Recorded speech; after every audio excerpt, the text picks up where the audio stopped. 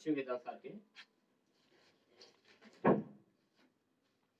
लक्ष्मी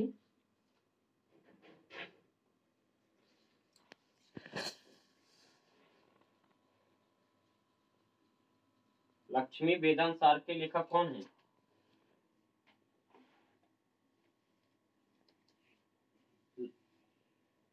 अच्छा अच्छा। हम्म, हम्म, हम्म, हाँ तो जयपाल।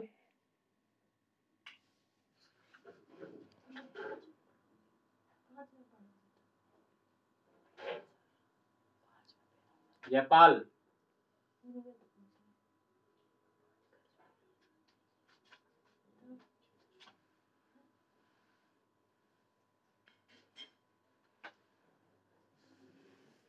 कल क्या पढ़ाया था? बच्चों से पूछो क्या पढ़ाया था कल?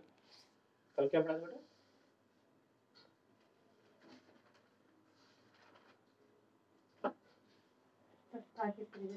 हाँ, सप्ताह के त्रिविध रूप पढ़ाए थे और स्थूल शरीर पढ़ाया था, सृष्टि प्रक्रिया पढ़ाया था, अपवाद पढ़ाया था, ठीक है ना? अपवाद नहीं पढ़ाया था परसों। हाँ हाँ हाँ, चर्चा की थी, ठीक है।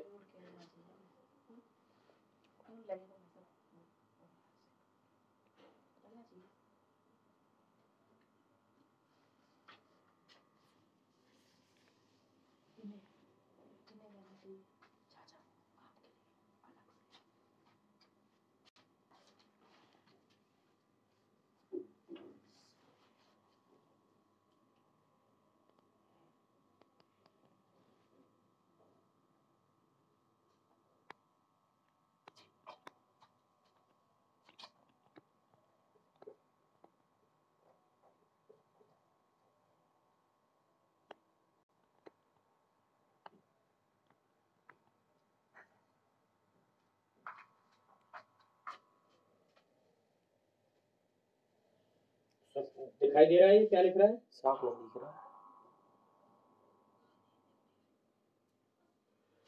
ये है सुबोधिनी, ये विद्वन मनोरंजनी और ये है बाल बोधिनी,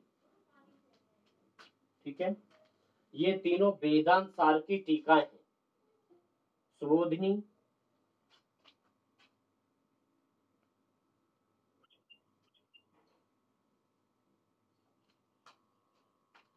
सुबोधिनी, विद्वन मनोरंजनी और बाल बोधिनी, ये वेदांत सार की 3 टीकाएं जो कि बहुत प्रसिद्ध हैं, ठीक है। आवाज में भी गड़बड़ हो रही है। अब आ रही है मेरी आवाज? थोड़ी पास हो रखी है, तो पीछे होगी। आवाज आ रही है? हाँ, तो वेदांत सार के ऊपर 3 टीकाएं बहुत प्रसिद्ध हैं और इन तीनों के आप नाम लिख लीजिए। एक है सुबोधिनी, ठीक है, ये जो मैंने लिखा है फर्स्ट नंबर पे, सुबोधिनी, ठीक है। और दूसरी है विद्वन मनोरंजनी, विद्वन मनोरंजनी, और तीसरी है बाल बोधिनी।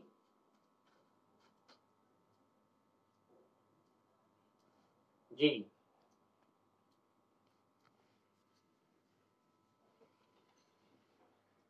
विद्वन मनोरंजनी, विद्वन मनोरंजनी, हाँ जी, विद्वन मनोरंजनी,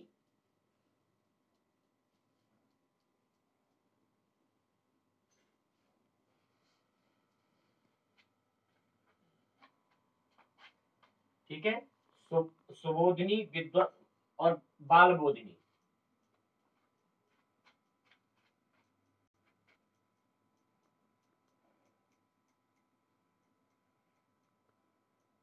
पहली जो है सुबोधिनी, वो आचार्य नृसिंह सरस्वती जी का है, आचार्य नृसिंह सरस्वती, नरसिंह, नृसिंह, आचार्य, ठीक है, नृसिंह, वेदांत के बहुत बड़े आचार्य नृसिंह सरस्वती,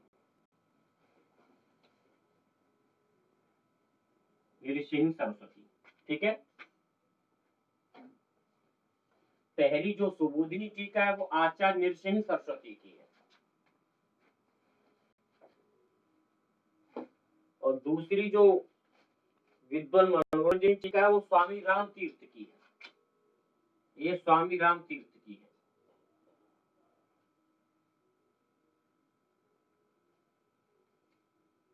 स्वामी राम तीर्थ, ठीक है, ये स्वामी राम तीर्थ की है। तीसरी जो टीका है बाल बोधिनी वो आचार्य आपदेव की है, आचार्य आपदेव,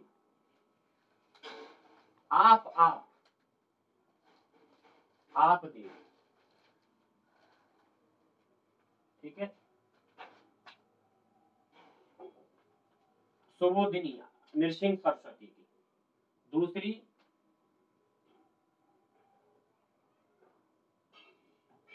हाँ हाँ हाँ, और समय में थोड़ा अंतर हो सकता है, बता दूंगा मैं, एक्यूरेट समय में कुछ अंतर हो सकता है क्योंकि समय नहीं मैंने इनका देखा है, ठीक है ना, समय के अनुसार बता दूंगा, कोई नहीं, वो सही कह रहे हो, मैं बता दूं कि हाँ ऐसे लिखेंगे तो फिर थोड़ा कहीं कंफ्यूज, क्योंकि आजकल नेट के पेपर में इसी प्रकार से पूछता है, ठीक है ना। फसाता तो फसाता तो शिकारी, फसाता तो शिकारी है, फंसाने वाला शब्द क्लास में देखो हम पढ़ते नहीं है, बस वो फंस नहीं पाता, ठीक है ना, हम कोई शिकारी थोड़ी है, विद्यार्थी है।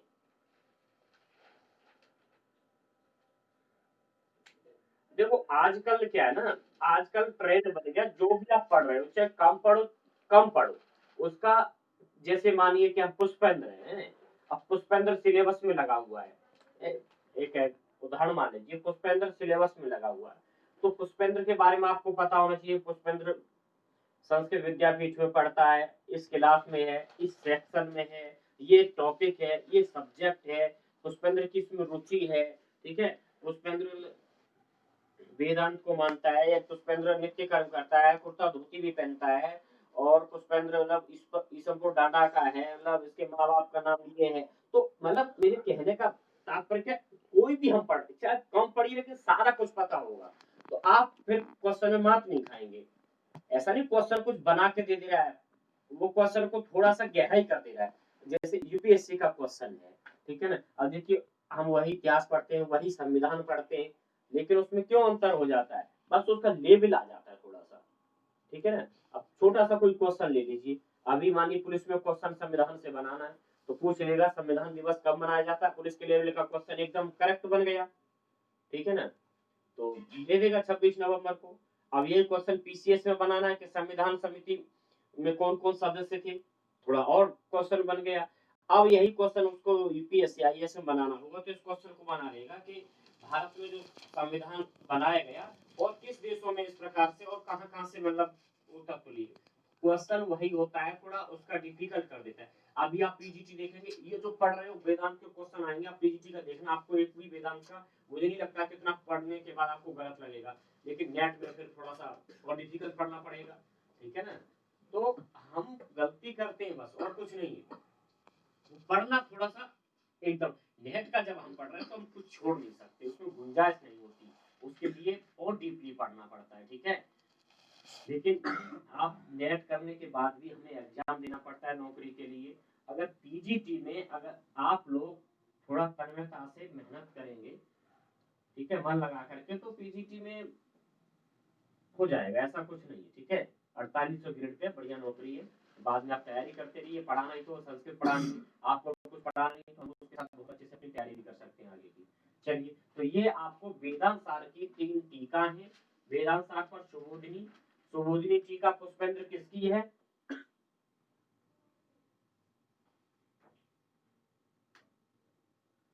नृसिंह सरस्वती की, ठीक है। विद्वान विद्वान मनोरंजनी टीका किसकी है, स्वामी रामतीर्थ की। बाल बोधिनी टीका किसकी है, ये तीनों टीकाएं किस ग्रंथ पर लिखी गई हैं, वेदांत के सर पर, वेदांत के आचार्य कौन है,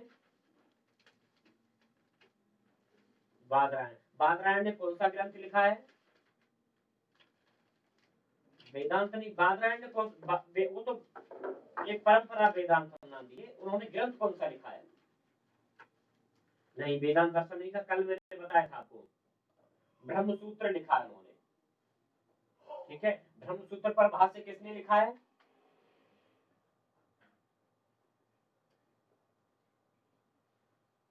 नहीं, बादरायण ने तो ब्रह्मसूत्र लिखा है, भाष्य उन्होंने लिखा। आचार्य शंकराचार्य ने लिखा है, ठीक है ना। आचार्य शंकर ने उस पर भाष्य लिखा है। उस भाष्य का क्या नाम है? ठीक है, शारीरिक भाष्य भी बोलते थे, शारीरिक सूत्र भी उसको बोलते हैं। तो यही तो सब ध्यान रखना है, ठीक है ना। हाँ। शास्त्री जी, सत्येंद्र जी, आपने ये तीनों टीकाओं के नाम लिख लिए हैं क्या? अच्छा, कौन कौन सी टीका है बताइए। हाँ, सुबोधिनी टीका किसकी है? इसके आचार्य कौन है? हाँ, वेरी गुड। और विद्वान मनोरंजनी किसकी है? स्वामी राम तीर्थ की, ठीक है। और ये तीसरी बाल बोधिनी किसकी है? आप दे दिए, ठीक है ना। चलिए, अब अपना माइक म्यूट कर लीजिए सभी लोग।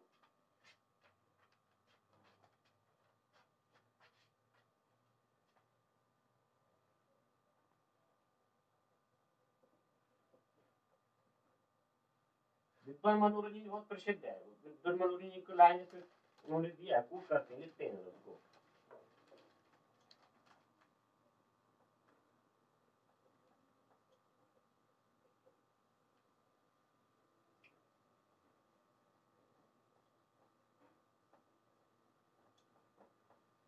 चलिए, आप सभी लोग आज मैं इसको बिल्कुल थोड़ा सा मुझे बताना था, प्रारंभ से मैंने कहा था, फिर लास्ट में 3 टॉपिक करेंगे और बाकी इसको कल में सोचूंगा कि थोड़ा बहुत बचे एक आध क्लास का आना, ठीक है ना। मुख्य मुख्य जो भी है आज मैं कराऊंगा इसको। आप लोग खा पी के एकदम बैठे ना है जी। अरे मेरे खाने पीने का मतलब ये नहीं है कि तुम पेट भर के रोटी खा के बैठ जाओ, मतलब। आचार्य शंकर सारी सारी सारी एक सूत्र नाम के बाद से लिखा है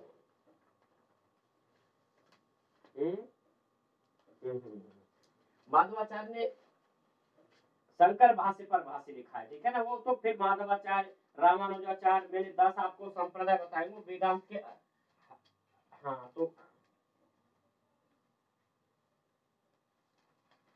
नहीं नहीं, ब्रह्मसूत्र देखिए, एक ही ग्रंथ पर, जैसे अभी ये वेदांत की टीका मैंने लिखवाई ना 3, इसका मतलब ये नहीं है 3 ही टीका है, मतलब और भी टीका है, ये तो बहुत प्रसिद्ध है।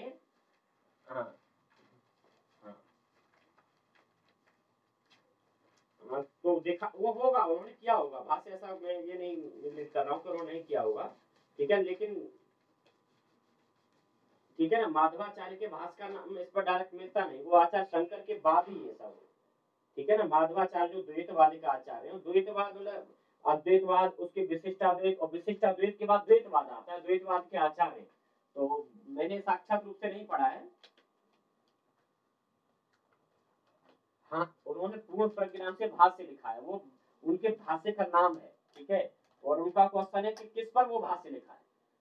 जैसे शारीरिक सूत्र आचार्य शंकर के भाष्य का नाम है, ठीक है ना। वैसे ही माधवाचार्य का जो भाष्य का नाम है, वो आप भाष्य का नाम बता रहे हो, तो हो सकता है शंकर को आधार ना बनाकर ये सब भ्रम।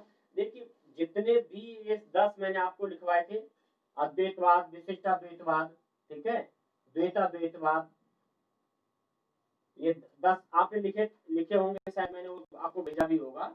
भेदा भेदवाद, से विशिष्ट द्वैतवाद, ये सभी वेदांत पर ही है, ब्रह्म सूत्र पर ही है। हाँ हाँ, वो सारे ग्रंथ ये ब्रह्म सूत्र पर ही है। लेकिन इन सभी आचार्यों में जो सबसे ज्यादा प्रबल आचार्य है वो शंकराचार्य है, ठीक है ना। परंपरा तो वेदांत की ब्रह्मसूत्र के बाद ही चलिए, तो ब्रह्मसूत्र को आधार बना करके ही, जैसे अभी आप हम लोग साहित्य पढ़ेंगे उसमें देखेंगे कि रामायण आश्रित काव्य, ठीक है, महाभारत आश्रित काव्य, तो बहुत सारे ग्रंथ लिखे, महाभारत से कहानी आधार बना के लिखिए, रामायण से आधार बना के लिखिए, उसी प्रकार से अभी देखिए हमने जब थोड़ा बहुत इसको पढ़ेंगे अगर मीमांसा, तो मीमांसा की आचार अलग आचार परंपरा है, ठीक है, जैमिनी सूत्र है, तो जेमिनी ने लिखा है, उन्होंने केवल सूत्र लिखा है, उसमें भाष्य सवर ने लिखा है, वो सवर भाष्य उनके नाम से आता है। फिर उसी पर कुमारिल भट्ट ने भाष्य लिखा है, उसी प्रभाकर मिश्र ने भाष्य लिखा है, ठीक है ना। तो इस प्रकार से वो परंपरा चलती है, लेकिन परंपरा मूल रूप से चलती है कहाँ, जैमिनी सूत्र से चली, ब्रह्म सूत्र से चली, न्याय सूत्र से चली, ठीक है, वैशेषिक सूत्र से चली, और फिर योग की परंपरा योग सूत्र से चली। तो वो आधार ग्रंथ उनका वही रहता है जो मूल रूप में है, ठीक है।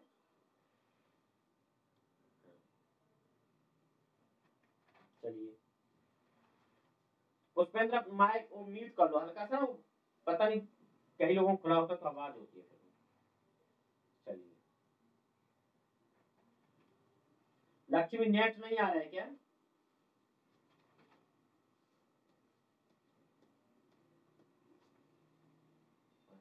तो नेट पहले खत्म कर लिया होगा है, गेम वेम खेल के सब वो देख दाख के। चलिए कोई बात नहीं। हाँ आप एक छोट कोई कोई अच्छा कोई बात, हाँ, कोई बात नहीं, आजकल वो बहुत इस टाइम थोड़ा सा बिजी भी हो जाते हैं ना, लोग चलाने लगते हैं, कोई बात नहीं। चलिए जीव की अवस्था लिखिए, वो आता है क्वेश्चन की जीव की अवस्था कितने प्रकार की होती है, हम पीजीटी के लिए पढ़ रहे हैं, ध्यान रखना। जीव की अवस्था हेडिंग डालिए आप एक, फिर जीव के बारे में आगे आएगा तो जीव के बारे में बात करेंगे तो पता चल जाए जीव होता कितने प्रकार का है। जीव की अवस्था, आप में से कोई बताएगा जीव की अवस्था कितने भेद होते हैं, कितने प्रकार की होती है जीव की अवस्था? हाँ। कौन बोला? दीपक, अच्छा ठीक है। हाँ लिखिए, हाँ वो लिखिए जरा लिखिए। हाँ। वेदांत दर्शन के आचार्य,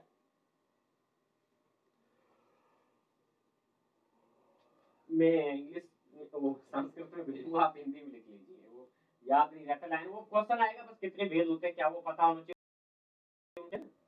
मैं संस्कृत में भेजूंगा, जो भी भेजूंगा आपको हिंदी में नहीं भेजूंगा, वो तो आप कर लेंगे, मैं बता दूंगा, और मैं अपनी कॉपी से भेजूंगा लिखा हुआ सब हिंदी में और संस्कृत लिखा दोनों उसमें।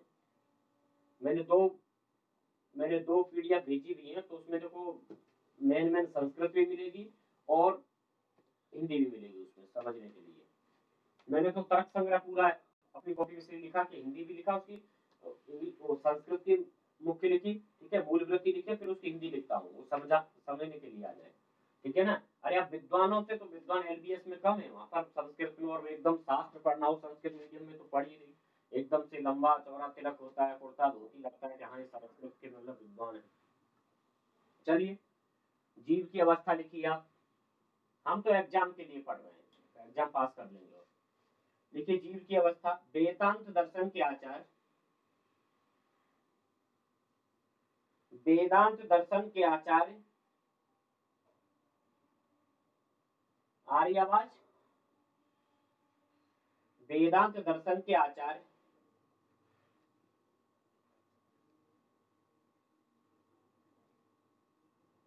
गौड़पाद ने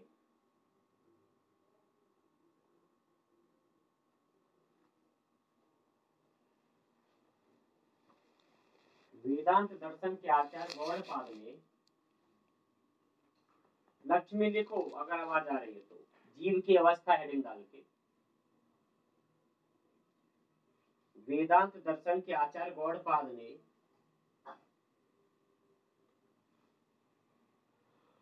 चार अवस्थाओं को मान्यता प्राप्त की है,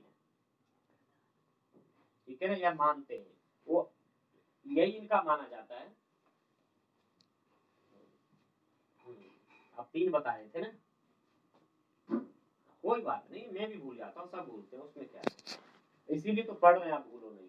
मैं कितनी बार रिपीट करता हूँ, अच्छा विद्यार्थी तो काफी चीज यहीं से मतलब ग्रहण कर ले।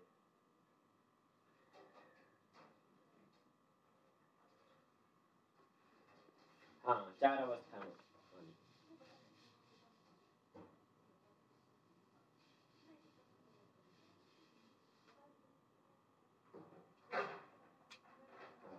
चार अवस्थाएं मानी, लिखिए कौन कौन सी चार अवस्थाएं। एक जागृत स्वप्न,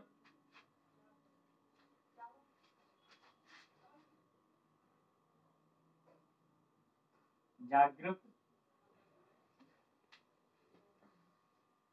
स्वप्न और कौन सी दीपक? सुसुप्ति।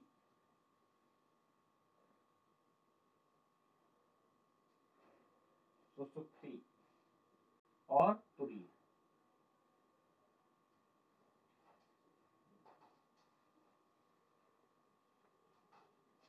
ठीक है ना? दिख रहा है थोड़ा बहुत? नहीं, और नहीं तो मैं बोल रहा हूँ, लिख सकते हैं। जाग जागृत, स्वप्न, सुसुप्ति और तुरीय। ठीक है, चार। अब जीव की चार अवस्थाएं होती हैं। जीव की, आप, मैं इतना रिपीट कर देता हूँ, लिख सकते हैं। जीव की चार अवस्थाएं होती हैं: जागृत, स्वप्न, सुसुप्ति और तुरीय। ठीक है। हाँ,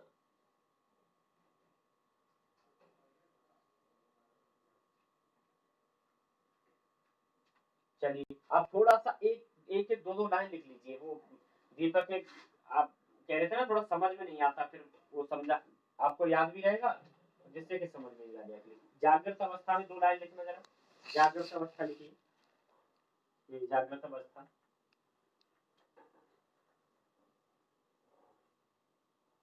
ओ,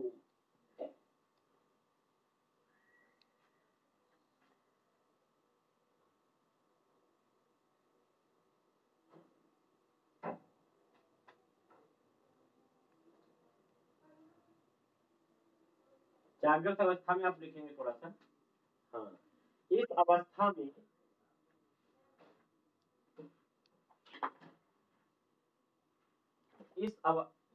इस अवस्था में जीव अपने मन एवं इंद्रियों के माध्यम से, इस अवस्था में जीव अपने मन एवं इंद्रियों के माध्यम से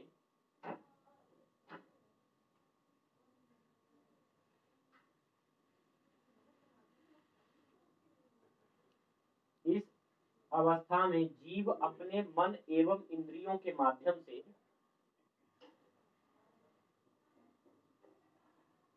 वह सांसारिक पदार्थों का, वह सांसारिक पदार्थों का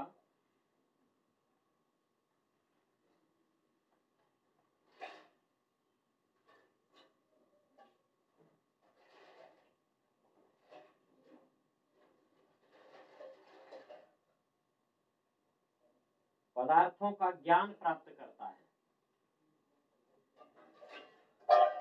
ठीक है।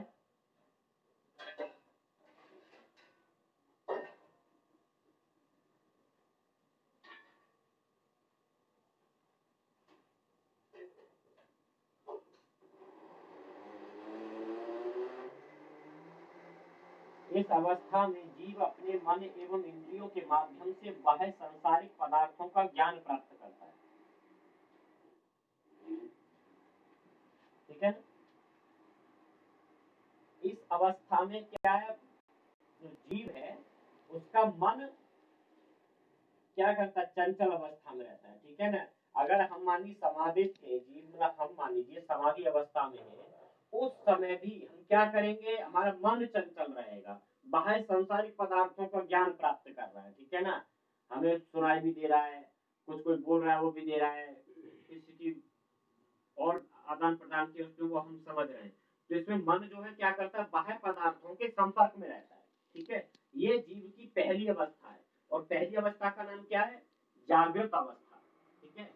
इस जागृत अवस्था में जीव अपने बाह्य सांसारिक पदार्थों से जुड़ा रहता है। ठीक है। तो जागृत अवस्था हो गई पहली। अब दूसरी कौन सी है, स्वप्न अवस्था। स्वप्न अवस्था भी एक लाइन दो लाइन लिख लीजिए।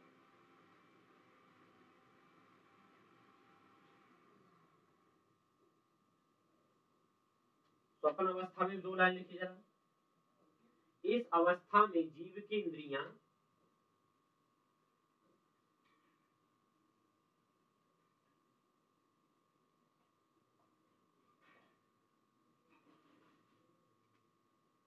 इस अवस्था में जीव की इंद्रियां एवं शरीर, इस अवस्था में जीव की इंद्रियां एवं शरीर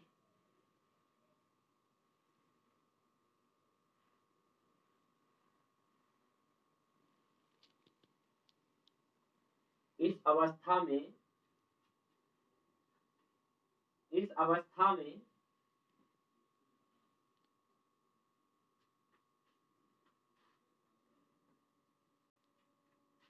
इस अवस्था में जीव की इंद्रियां एवं शरीर दोनों विश्राम करते हैं।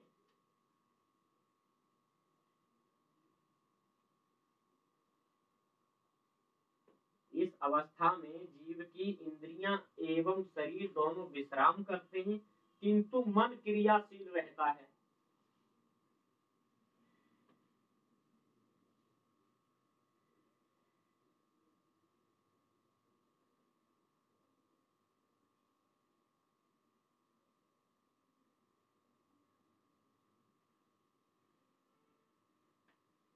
ठीक है, मन क्रियाशील रहता है।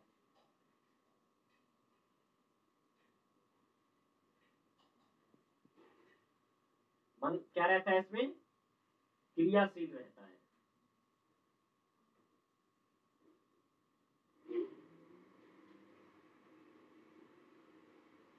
ठीक है,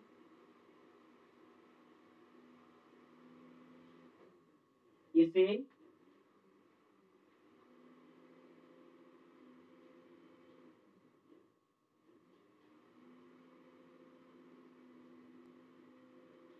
इसे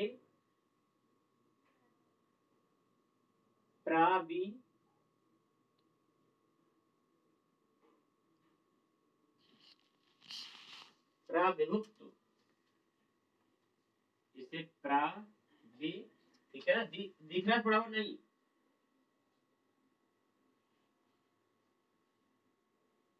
लिख लीजिए ऐसे में बोल रहा हूं तो।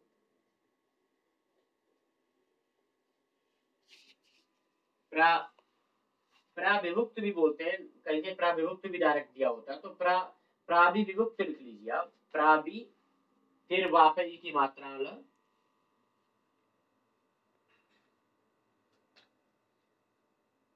प्रावि विभक्त,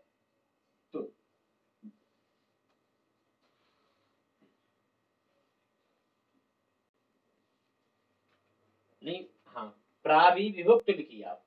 ठीक है, प्राविभुक्त भी कहीं कहीं पूछता है डायरेक्ट में, प्राविभुक्त लिख लीजिए, कोई नहीं, प्राविभुक्त लिखिए आप, प्राविभुक्त।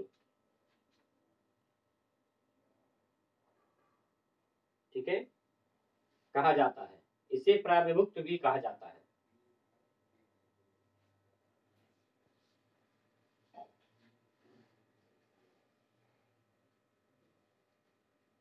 ठीक है,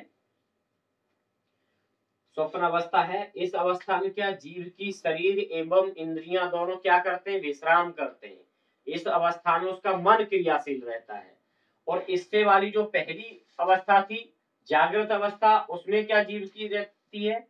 उसमें जीव की इंद्रियां एवं शरीर, जीव की अपने मन एवं इंद्रियों के माध्यम से, जीव जो है उसमें मन एवं इंद्रियों के माध्यम से बाह्य सांसारिक पदार्थों का के संपर्क में रहता है। ठीक है ना, जीव जो है शरीर और इंद्रियों के माध्यम से, ठीक है ना, और मन मन भी है उसमें रहता है संपर्क में बाह्य पदार्थों को। यहाँ पर क्या इंद्रियां और शरीर दोनों क्या करते हैं? स्वप्न अवस्था में विश्राम करते हैं। ठीक है, वो दोनों क्रियाशील नहीं रहते। अर्थात हम मान लीजिए समाधि की अवस्था में है, तो हमें जो हमारी ज्ञान इंद्रियां, ज्ञान इंद्रियों से हम, हमारी ज्ञान इंद्रियां बाह्य सांसारिक पदार्थों में उनसे संपर्क नहीं रहता। मान लीजिए हमें सुनाई नहीं देता, दिखाई नहीं देता, त्वचा अपना कार्य नहीं करती, तो ये जीव की कौन सी अवस्था होती है? ये जीव की है स्वप्न अवस्था, द्वितीय जो अवस्था है। ठीक है, और पहली वाली में शरीर और इंद्रियां दोनों सक्रिय रहते हैं, और इसमें केवल मन सक्रिय रहता है। ठीक है, स्वामी दयानंद नहीं मानते तो मत मानो, दयानंद से हमें क्या फर्क पड़ता है। ठीक है ना, हाँ, तो मत मानो मतलब, लेकिन माने ना मान, यहाँ तो एग्जाम देना। ठीक है, हमें वो तर्क में थोड़ा दयानंद नहीं मानते वो, उससे कुछ नहीं है, दिया है बुक में वही पढ़ना पड़ेगा। ठीक है, सुसुप्ति लिखिए आप। सुसुप्ति, सुसुप्ति वेदांत दर्शन, सुसुप्ति देखिए इस अवस्था में इस अवस्था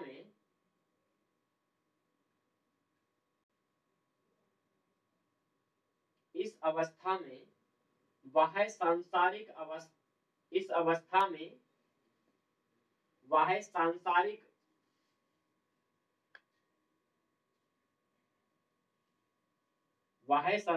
जगत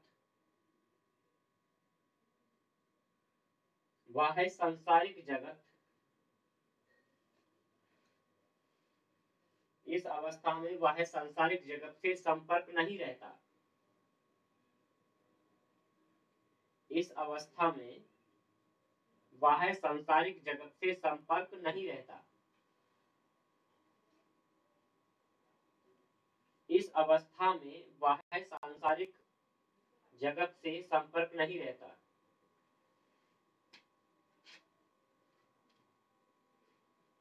ठीक है, सुसुप्ति लिखवा रहे जी, लिख लीजिए इस अवस्था में वह सांसारिक जगत से संपर्क नहीं रहता।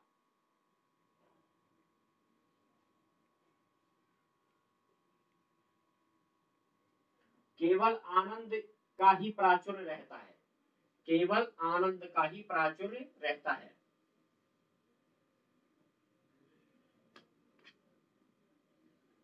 केवल आनंद का ही प्राचुर्य रहता है।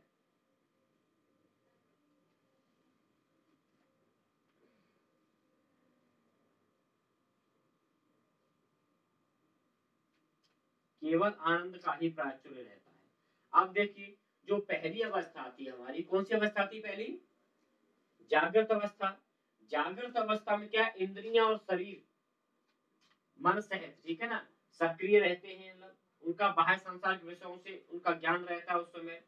ठीक है, जो द्वितीय अवस्था है स्वप्न अवस्था, उसमें इंद्रियां और शरीर दोनों विश्राम करते हैं लेकिन मन क्रियाशील रहता है। ठीक है, और जो तृतीय अवस्था है सुषुप्त अवस्था, इसमें बाह्य सांसारिक जगत से किसी भी इंद्रिय का कोई संपर्क नहीं रहता। केवल अब मान लीजिए जब हमें बाहरी दुनिया से हम एकदम अलग हो जाएंगे तो फिर आनंद की ही प्राप्ति होगी। ठीक है, तो यहाँ पर केवल आनंद का ही प्राचुर्य रहता है। कई बार क्वेश्चन को पूछता भी है कि आनंद का प्राचुर्य किस अवस्था में रहता है। ठीक है, कई बार पूछता है कि केवल मन क्रियाशील किस अवस्था में रहता है। कहीं क्वेश्चन को दे देगा कि किस अवस्था में शरीर और इंद्रिय दोनों सक्रिय रहते हैं। तो ये आपको क्लियर ऐसे पता चल जाता है। ठीक है ना, जब वेदांत में हम एकदम उसको रखने की कोशिश करते हैं तो बहुत सारी चीजें हमें नहीं समझ में आती।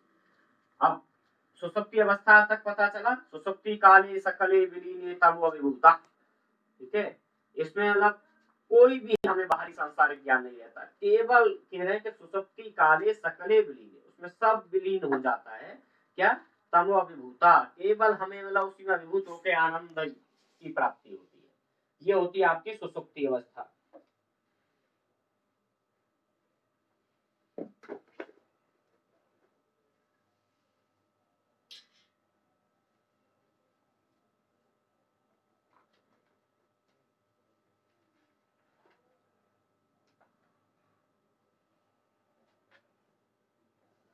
हाँ बोलो बोलो।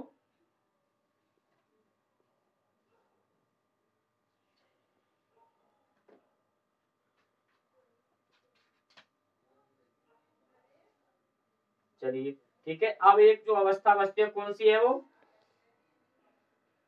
हाँ, तुरीय।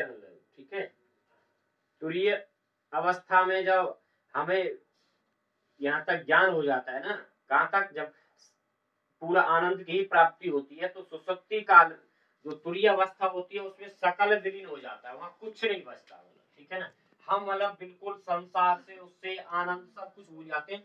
जो उत्कृष्ट समाधि की अवस्था होती है उस अवस्था में पहुंच जाते हैं। इसका मतलब बहुत डिटेल में उन्होंने कहा, ये जो लाइन मैंने बोली वो इसी की है, सुसुप्ति काल के बाद जो सकल विलीन अभिभूता होती है। ठीक है ना, हो सकता है कि इस अवस्था में ना हम लोग कहानी सुनते थे कि चवन ऋषि पर घास जमाई थी।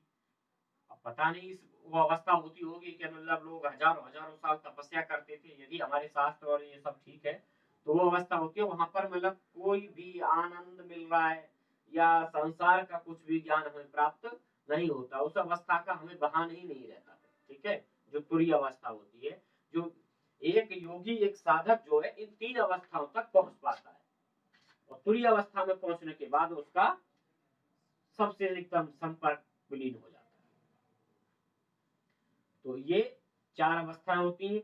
आपका जो क्वेश्चन बनता है उन तीनों से बनता है, ठीक है। तो पहली कौन सी है? जागृत। दूसरी कौन सी है? सुषुप्त, वो स्वप्न। और तीसरी सुषुप्ति और तुरीय, ठीक है। तो ये 3 आपने याद रखनी है, ठीक है ना, आपको याद रखनी है। और आगे जीव अब हम पढ़ेंगे, आएगा जीव अभी, ठीक है ना। तो जीव का हम तुरी वो अब यहाँ पर इतना ये दिया है इसमें कि वो कह रहे हैं कि विलीने तमो विभूत सकले विलीन, उसमें सब कुछ विलीन हो जाता है, और सब कुछ थोड़ा सा मुझे, हाँ विलीन वही लीन हो जाता है, विलीन हो जाता है। तो फिर वहां पर कोई उसका आभास ही नहीं रहता। मान लीजिए अब जो आदमी जिसका मन भी सक्रिय नहीं है, इंद्रियां भी सक्रिय नहीं है, शरीर भी सक्रिय नहीं है, किसी बाह्य पदार्थ से हम मतलब जुड़े हुए नहीं है, जब आनंद की प्राप्ति होती है तो आनंद से जो ऊपर की मतलब श्रेणी होती है वो तुरीय होती है। वहां सब कुछ हो सकता है। वही तो मैं एग्जाम्पल के रूप में बता रहा हूँ कि जो हम सुनते थे कि 4-4 हजारों वर्ष ऐसा साहित्य में दिया है, ठीक है ना, कि ऋषि मुनि तपस्या करते, वो तुरीय की अवस्था होती होगी, घास पास उगाती थी हम नहीं, अधिकांशतः कहीं सुनने को मिलता है, पढ़ने को भी मिलता है। हम संस्कृत के विद्यार्थी तो इस चीज को हमें मानना भी पड़ेगा, ठीक है, क्योंकि पुरानी बातों को जब हम नहीं मानेंगे तो कौन एक्सेप्ट करेगा उसको। ठीक है पुष्पेंद्र।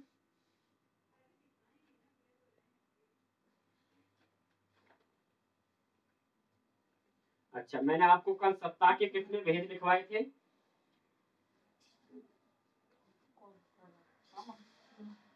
मैंने सत्ता के कितने भेद लिखवाए थे आपको? साइज और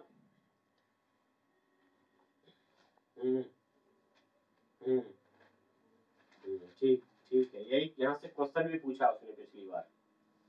चलिए ठीक है। अब देखिए पंचकोश है, पंचकोश के बाद ही बताऊंगा, 5 कोश होते हैं।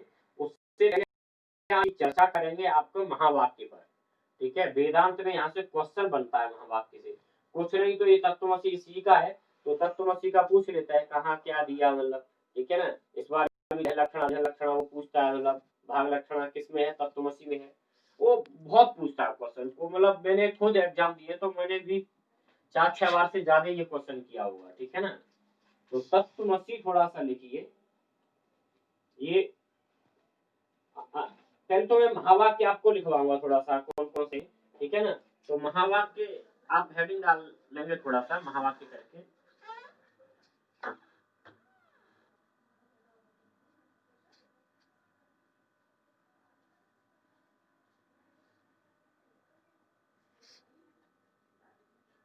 महावाक्य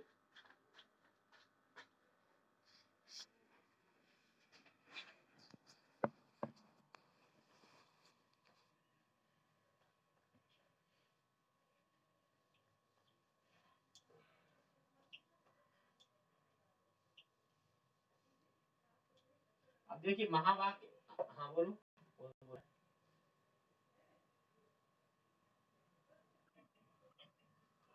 वो मैनेजमेंट की प्रॉब्लम हो सकती है यार, थोड़ा लोग मतलब अभी आप लोग, मैं आपको थोड़ा सा बस थोड़ा ही समय लगेगा, उसके बाद फाइबर लगवा लूंगा यहाँ पर। फाइबर से क्या होता है, नेट की स्पीड कम नहीं होती, आप मतलब जो स्पीड आ रही है वही स्पीड रहती है, ठीक है ना।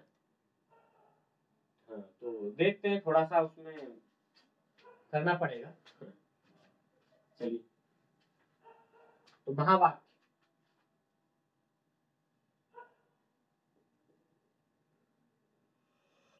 अब देखिए 2 महावाक्य बहुत प्रसिद्ध है, एक तो तत्वमसी,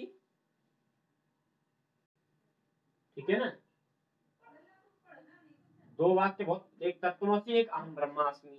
दोनों में अंतर क्या है? जैसे अहम ब्रह्मास्मि, तो इस सबको कौन कह रहा है? अहम ब्रह्मास्मि, मतलब मैं कौन हूं? मैं ब्रह्मा हूं। तो ये मुझे ऐसा मुझसे किसी ने, मुझसे नहीं, ब्रह्म क्यों कह रहा है, मैं खुद कह रहा हूं इस बात को, अहम ब्रह्मास्मि। तो ये अनुभव वाक्य है, आप लोग याद रखना। ये मुझे ऐसा अनुभव हो रहा है कि मैं ब्रह्म बन गया हूँ, ठीक है ना। हाँ, बहुत लोगों को हो जाता है ना, मैं ही परमात्मा हूँ। आप देख रहे हैं ना, बहुत सारे बाबा और वो मतलब हमारे इतने पहुंचे लोग होते हैं, कहने लगते हैं मैं तो भगवान हूँ मतलब। ठीक है, वही यहाँ पर वाक्य है कि अहम ब्रह्मास्मि। तो अहम ब्रह्मास्मि से क्या तात्पर्य हो गया, ये अनुभव वाक्य, हमें किसी ने बताया नहीं कि तुम कौन हो भाई, हमें खुद इसका अनुभव हुआ, मैं कौन हूँ, अहम ब्रह्मास्मि, अहम अध्यापको अस्मि। ठीक है ना, तो ये बात मुझे किसी ने नहीं बताई मैं क्या हूँ, इसलिए इस वाक्य को हम कहते हैं अनुभव वाक्य। अहम ब्रह्मास्मि क्या है, ये अनुभव वाक्य है। तत्त्वमसि, तुम वही हो, ये उपदेश वाक्य है। ये मैंने अपने लिए नहीं कहा, मैंने दीपक के लिए कहा है, मैंने सत्येंद्र के लिए कहा तत्त्वमसि, और तत्त्वमसि अर्थात तुम वही हो। ठीक है ना, तो ये वाक्य क्या है, उपदेश वाक्य है। और अहम ब्रह्मास्मि कैसा वाक्य है, अहम ब्रह्मास्मि कैसा वाक्य है,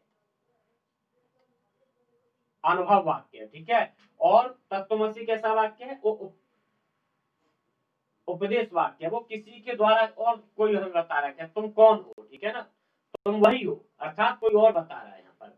और अहम ब्रह्मास्मि अनुभव वाक्य, तो ये बहुत कई बार पूछा जाता है, तो आप लोग याद रखेंगे। अब देखिए वेदांत में जो महावाक्य की, हाँ बोलो, कुछ कह रहे हो क्या जयपाल। ठीक, शास्त्री जी माइक म्यूट रखिए, मुझे थोड़ा सा बढ़िया लगता है फिर। चलिए, तो महावाक्य की चर्चा करते हैं, तो महावाक्य देखिए वेदांत में जो है 11 महावाक्य माने गए। ठीक है, तो उनसे हमें बहुत 11 और बहुत सारी बातें शास्त्रों की गई, तो हम 11 से नहीं, हमें जो महत्वपूर्ण है 4 वेदों के 4 महावाक्य, तो वो हम लिखेंगे। ठीक है ना, और वो आपको हमेशा पता भी होना चाहिए कहाँ से है, किस वेद का है, और किस वेद के कौन से उपनिषद में है, आरण्यक में है। ठीक है, ब्राह्मण में कहां पर है, वो आपको पता होना चाहिए। फिर हम तत्वमसी पर थोड़ी चर्चा करेंगे। आप पहले जो चारों वेदों के प्रसिद्ध 4 महावाक्य, वो हमेशा पता होना चाहिए। यहाँ से क्वेश्चन पूछता है, पीजीटी लेवल पर तो बिल्कुल पूछेगा, यही से क्वेश्चन पूछेगा। तो आप एक एक करके चारों वेदों का लिखेंगे।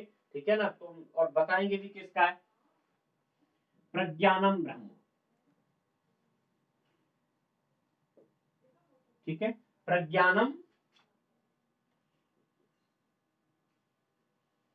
प्रज्ञानम ब्रह्म किसका है, ऋग्वेद का तो है, मैंने पहले लिखा तो ऋग्वेद का होगा। ऋग्वेद में कहा, किस ऋग्वेद के कहां पर है मतलब, है जी। हाँ, ठीक है, ये बात आपको पता होना चाहिए, लिख लीजिए ऋग्वेद का महावाक्य है, और ऐतरेय आरण्यक में दिया है।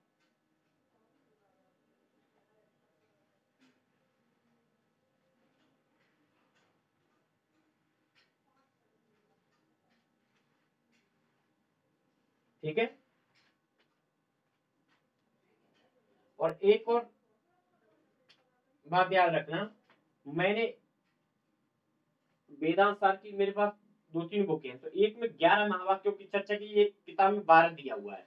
ठीक है, लेकिन जो 11 वाली जो राइटर है वो थोड़ा सा ज्यादा पावरफुल व्यक्ति है, तो यहाँ पर थोड़ा सा मैं आपको क्लियर करके बता दूंगा। ठीक है ना, जैसे 11 महावाक्य एक किताब में 12 भी दिया है, तो हालांकि एग्जाम पूछेगा तो एक ही पूछेगा 11-12 में से। ठीक है, लेकिन वो पूछा नहीं, आज तक तो पूछा नहीं है, मैंने 10 साल से मैं एग्जाम देता हूँ, मुझे पता है। ठीक है, पूछा नहीं है ऐसा कभी, फिर भी मैं बता दो क्लियर करके। प्रज्ञानम ब्रह्म किस ऋग्वेद का है, मतलब किस ऋग्वेद का है, ऋग्वेद के किस अंग से है, मतलब ऐतरे आरण्यक। हाँ, ये आपको एकदम से कंठस्थ होना चाहिए, कहां पर है ये, ऐतरे आरण्यक का वाक्य है, ऐतरे आरण्यक। प्रज्ञानम ब्रह्म कहां पर है, ऐतरे आरण्यक। ठीक है, और ऐतरे आरण्यक किस वेद का आरण्यक है, ऋग्वेद का। ठीक है, तो ये ऋग्वेद का हो गया, प्रज्ञानम ब्रह्म ऋग्वेद का हो गया। अब दूसरा आता है अहम ब्रह्मास्मि, अहम ब्रह्मास्मि।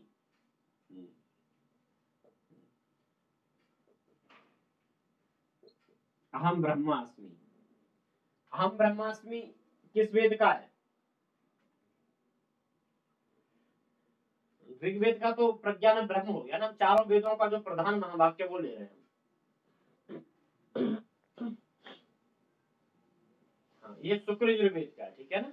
यजुर्वेद भी अगर कहीं क्वेश्चन आता है यजुर्वेद, तो आपका क्वेश्चन एकदम ठीक है, लेकिन कहीं शुक्ल यजुर्वेद, कृष्ण कृष्ण यजुर्वेद ऐसे करके दिया तो शुक्ल यजुर्वेद का ये, ठीक है। पुष्पेंद्र जी आवाज आ रही है ना, आप समझ रहे हैं? हाँ हाँ, तो अहम ब्रह्मास्मि कहाँ से लिया गया है, मतलब किस वेद का है? हाँ, शुक्ल यजुर्वेद का बृहदारण्यक से है, ठीक है ना।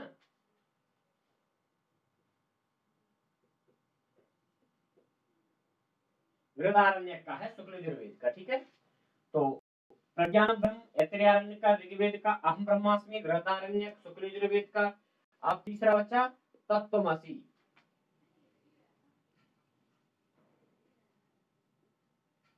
तत्त्वमसि, ठीक है। तत्त्वमसि कहाँ का है, किस वेद का है? सामवेद के, कहां से लिया गया सामवेद में से? छांदोग्य उपनिषद, बहुत प्रसिद्ध है, पूछा जाता है, ठीक है। तत्त्वमसि, हाँ हाँ, बहुत अच्छी बात है तुमको बता रहे हो, ठीक है। ठीक है, क्वेश्चन सब यहीं से आते हैं वो एग्जाम बनता है वो। अभी आपको मैं बता रहा हूँ ना, आप मतलब ऐसा अनुभव होता है, आप बुरा मत मानना, अरे कि ये सब तो हमें पता है क्या पढ़ा नहीं, लेकिन भाई साहब जब एग्जाम रूम में बैठते हैं तो यही चारों हमें मिलाने के लिए आ जाए ना, तो यहाँ पर भी ये भाई साहब घूमने लगते हैं कि कौन से वेद का क्या है, तो प्रेशर होता है एग्जाम का। और जब बहुत क्लियर नहीं होते तो यहाँ पर नई खोपड़ी काम करती, फिर मतलब जब तक हमको एकदम से नहीं पता है कि प्रज्ञान ब्रह्म ऐतरेयारण्य के, ऋग्वेद के ऐतरेयारण्य का है, अहम ब्रह्मास्मि शुक्ल यजुर्वेद का है, ठीक है, और बृहदारण्यक से है, और तत्त्वमसि सामवेद का छांदोग्य उपनिषद से है, ठीक है। सामवेद और फिर छांदोग्य उपनिषद आप लिख लो।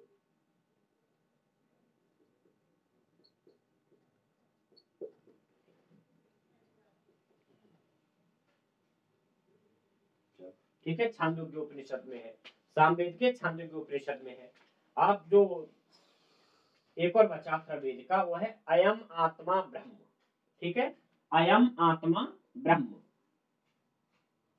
अयम आत्मा ब्रह्म।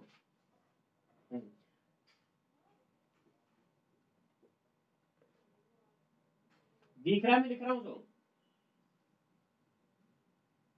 अयम आत्मा ब्रह्म, मैं आवाज से आप लिख लीजिए, अयम आत्मा ब्रह्म, ठीक है। तो अयम आत्मा ब्रह्म किसका है? अथर्ववेद के, अथर्व, ये तो चारों में क्रम से लिखवा रहा हूं। हाँ, ये मांडव्य उपनिषद का है, मतलब ये ध्यान रखना।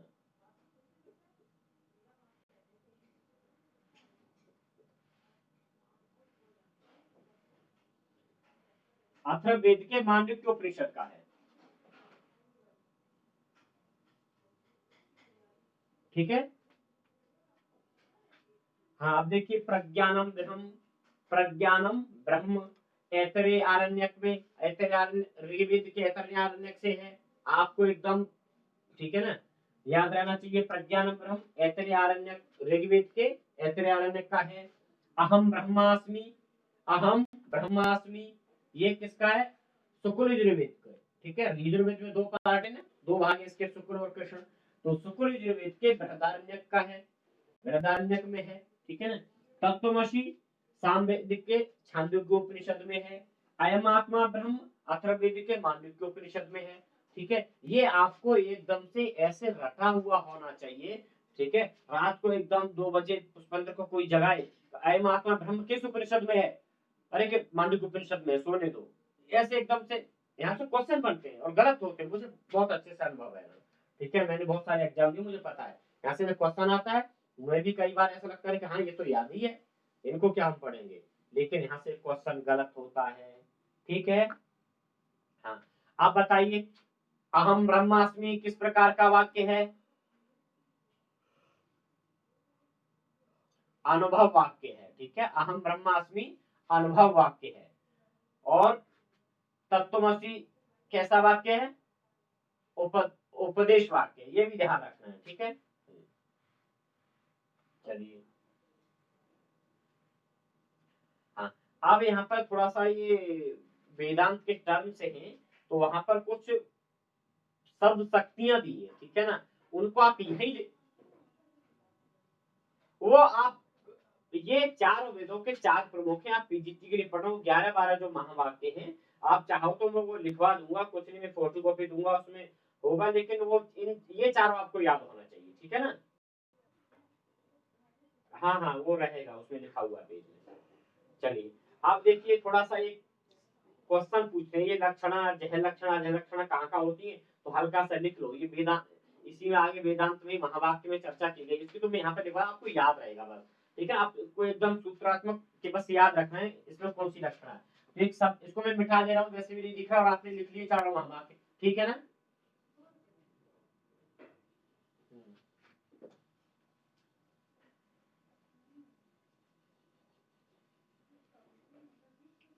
जी बिल्कुल उपदेश। तत्वमसी में गुरु अपने शिष्य से कहता तत्वमसी, अब तुम वही हो। अब ये बात तो हमसे कोई कहेगा ना, मैं और अहम ब्रह्मास्मि, मैं ब्रह्मा हूँ, मैं चंद्रकिशोर हूँ, ठीक है ना, मैं जयपाल हूँ। तो इस बात का तो अब ये बात मैं तो नहीं कहूंगा कि मैं दीपक हूँ, इस बात को कौन कहेगा, ठीक है ना, खुद कह रहे हो ना। अगर मैं तुम दीपक हो तो फिर कहोगे अच्छा मुझे नहीं पता था, मतलब मैं दीपक हूँ। तो ये उपदेश मैंने आपको कहा ना, मैंने आपको मान उपदेश दिया, मैंने बताया कि तुम दीपक हो, तुम्हें नहीं पता ये बात, ठीक। लेकिन ये बात मुझे पता है, अहम चंद्रकिशोर, मैं मतलब चंद्रकिशोर हूँ। तो ये बात तुम मुझसे नहीं कहोगे कि मैं चंद्रकिशोर हूँ, कहोगे मैं दीपक हूँ। तो ये अनुभव हुआ आपको कि मैं दीपक हूँ, ठीक है ना। अरे कभी आपसे पूछने लग जाए कि आप वेदों के नाम जानते हैं, चारों वेदों के नाम बताइए दीपक जी, तो आपको अरे मैं संस्कृत पढ़ता हूँ, ये क्वेश्चन मुझसे पूछ के मेरी मतलब अवहेलना कर रहे हो, आपको लगेगा ना क्या क्वेश्चन पूछ रहे हो, मैं मतलब संस्कृत जानता हूँ, मुझसे पूछे वेद कितने होते हैं, ये क्वेश्चन पूछा, या वेदों के नाम पूछे मुझसे, तो आपको लगता है ना मैं हूँ। जब हमारा अंतर वाला जाकर के आता है कि मैं कुछ हूँ, बताओ, मेरी इंसल्ट कर दी, ठीक है, तो वही मैं हूँ अनुभव वाक्य, ऐसा मुझे अनुभव होता है। चलिए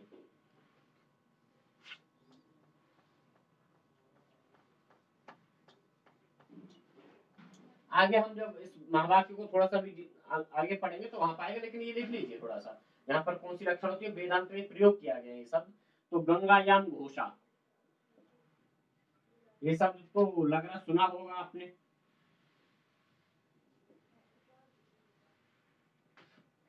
हेडिंग मतलब इसके नीचे एक दो नंबर डाल के ऐसे एरो बना दीजिए, हेडिंग क्या मतलब इसका विश्लेषण ही हो रहा है अभी, मतलब ये जो महावाक्य में ही कौन कौन महावाक्य में सब शक्तियों के नाम दिए हैं, ठीक है ना।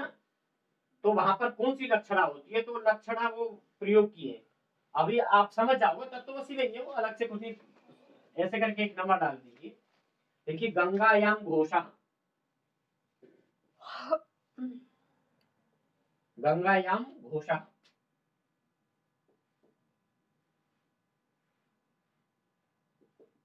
गंगायाम घोषा, इसका क्या अर्थ होता है वो हम का प्रकाश पढ़ेंगे, और पढ़ा था तब भी मैंने बताया था, ये बाद में हम चर्चा करेंगे, ठीक है ना। अब इसमें लक्षण, हाँ इसमें लक्षणा कौन सी होती है, तो लक्षणा इसमें होती है जहल लक्षण, ये वेदांत में टर्म्स है, ठीक है, वेदांत में पूछता है, मैंने चारों महावाक्य लिखवाए, ये चारों तीन तीन है, तीन यहाँ लिखा, आपको याद रहेगा, मैं इसलिए यहाँ पर लिखवा रहा हूँ, ठीक है ना। गंगायाम घोषा, तो इसमें है जहल लक्षणा, ठीक है ना, लक्षणा होती है इसमें, तो वेदांत की दृष्टि में कौन सी लक्षणा यहाँ पर, जहल लक्षणा,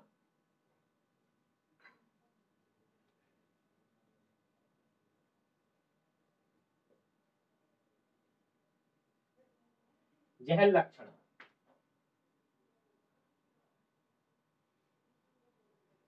ठीक है। गंगायाम घोषा में कौन सी लक्षणा है, हाँ आप दूसरा लिखिए, आएगा आएगा, मैं वही जा रहा हूँ, ठीक है ना, वही जा रहा हूँ। कुंता प्रवेशंती,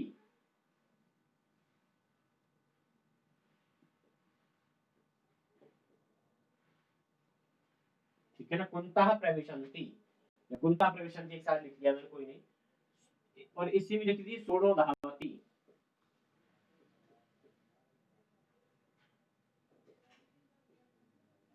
कुंता प्रवेशंती और सोडो धावती, ठीक है ना। इसमें अजह लक्षण है, जैसे यहाँ जह लक्षण थी, वहां और लगा दी अजह लक्षण है।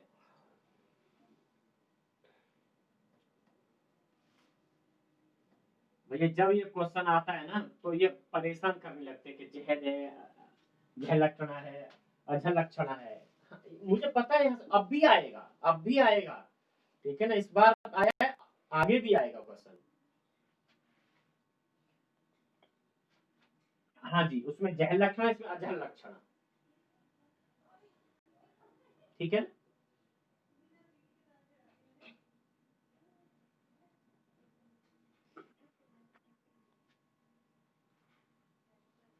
तीसरा है तत्व। ठीक है, तत्वमसी। ये क्वेश्चन बहुत पूछता है, मैंने खुद एग्जाम में कई बार ये किया किया हुआ है। तत्वमसी में कौन सी लक्षणा होती है? इसमें होती है जहद जहद लक्षण। जहद, ठीक है ना, फिर जहद, जहद जहद, हाँ, जहद जहद लक्षण। ये जहद जहद लक्षण, और जहद जहद लक्षणा को ही हम कहते हैं भाग लक्षण।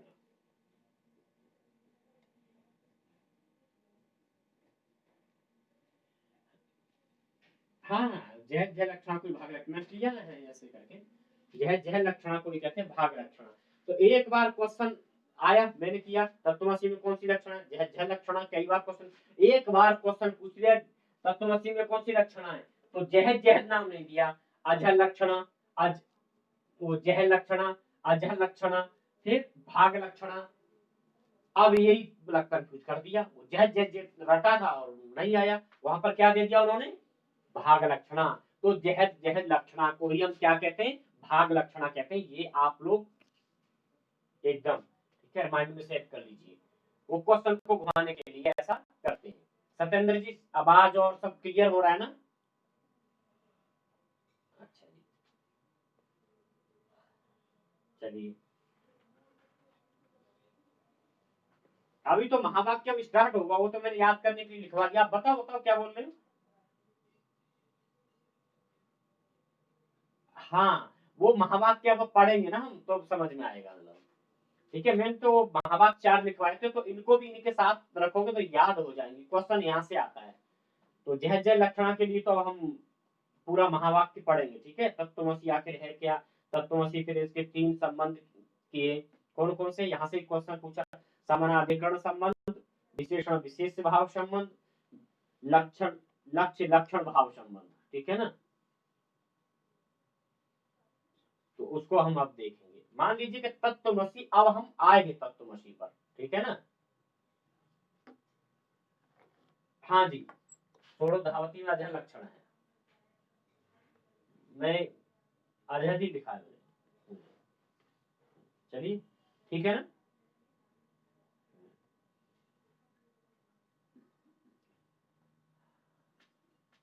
हाँ बोलो बोलो।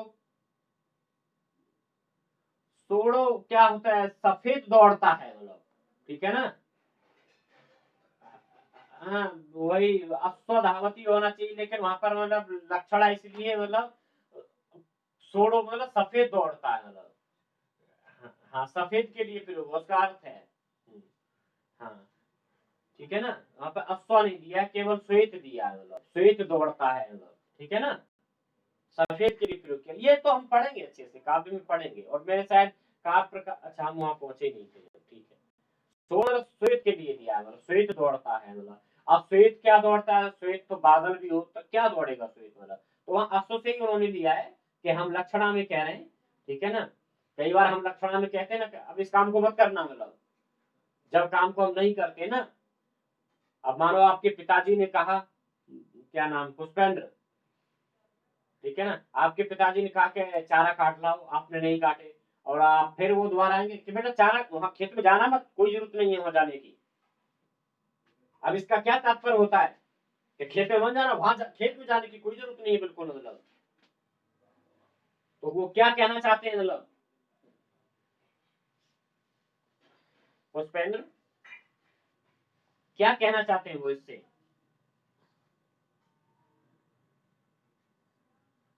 हाँ, हाँ हाँ हाँ, तो वही मतलब, ठीक है। चलिए। अच्छा, आप लोग उन्हें शुरू से सबका पढ़ा हुआ है ना, छूटा तो नहीं किसी का ज्यादा? हाँ, कल का छूटा है तुम्हारा तो मतलब। तो इसमें दो टॉपिक, एक तो ये तत्वमसी वाला मुझे कराना था, थोड़ा सा अहम वाक्य बताना है, और समाधि के थोड़ा वेदांत की समाधि बतानी है, फिर समाधि के अंग बताने हैं, समाधि के।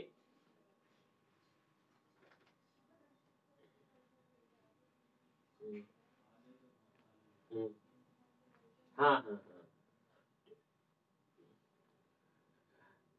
हाँ हाँ, यही था। ठीक है ना। आप देखो इसमें अभी एक तो बचा है आपका समाधि।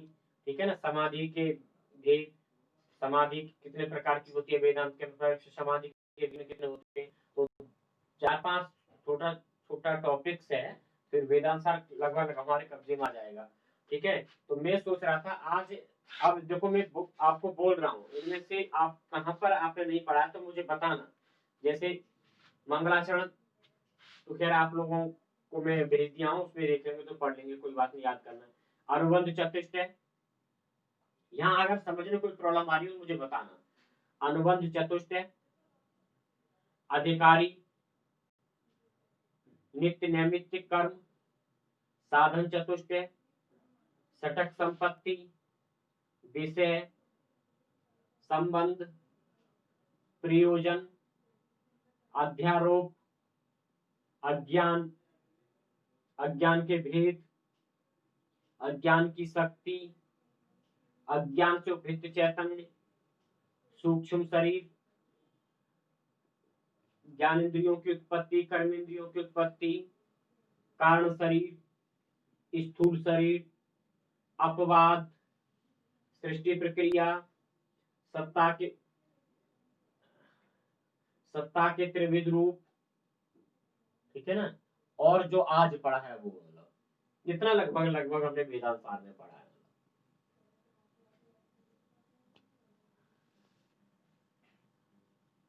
हाँ, हाँ, हाँ, हम्म, चलो, तो मैं आज इसको एक बार रिवाइज करा दूं पूरा यहाँ तक का, और कल इसको खत्म करवा दूंगा। ठीक है ना। शास्त्री जी, आवाज और इत्यादि सब आपको सही मिल रहा है? अच्छा अच्छा, चलिए। आप में से मंगलाचरण मुझे कोई सुना सकता है इसका, वेदांत का, वेदांत सार का? बताओ।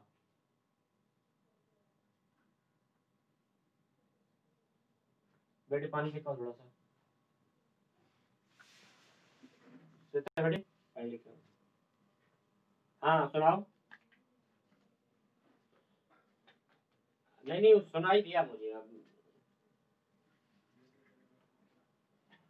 हम्म,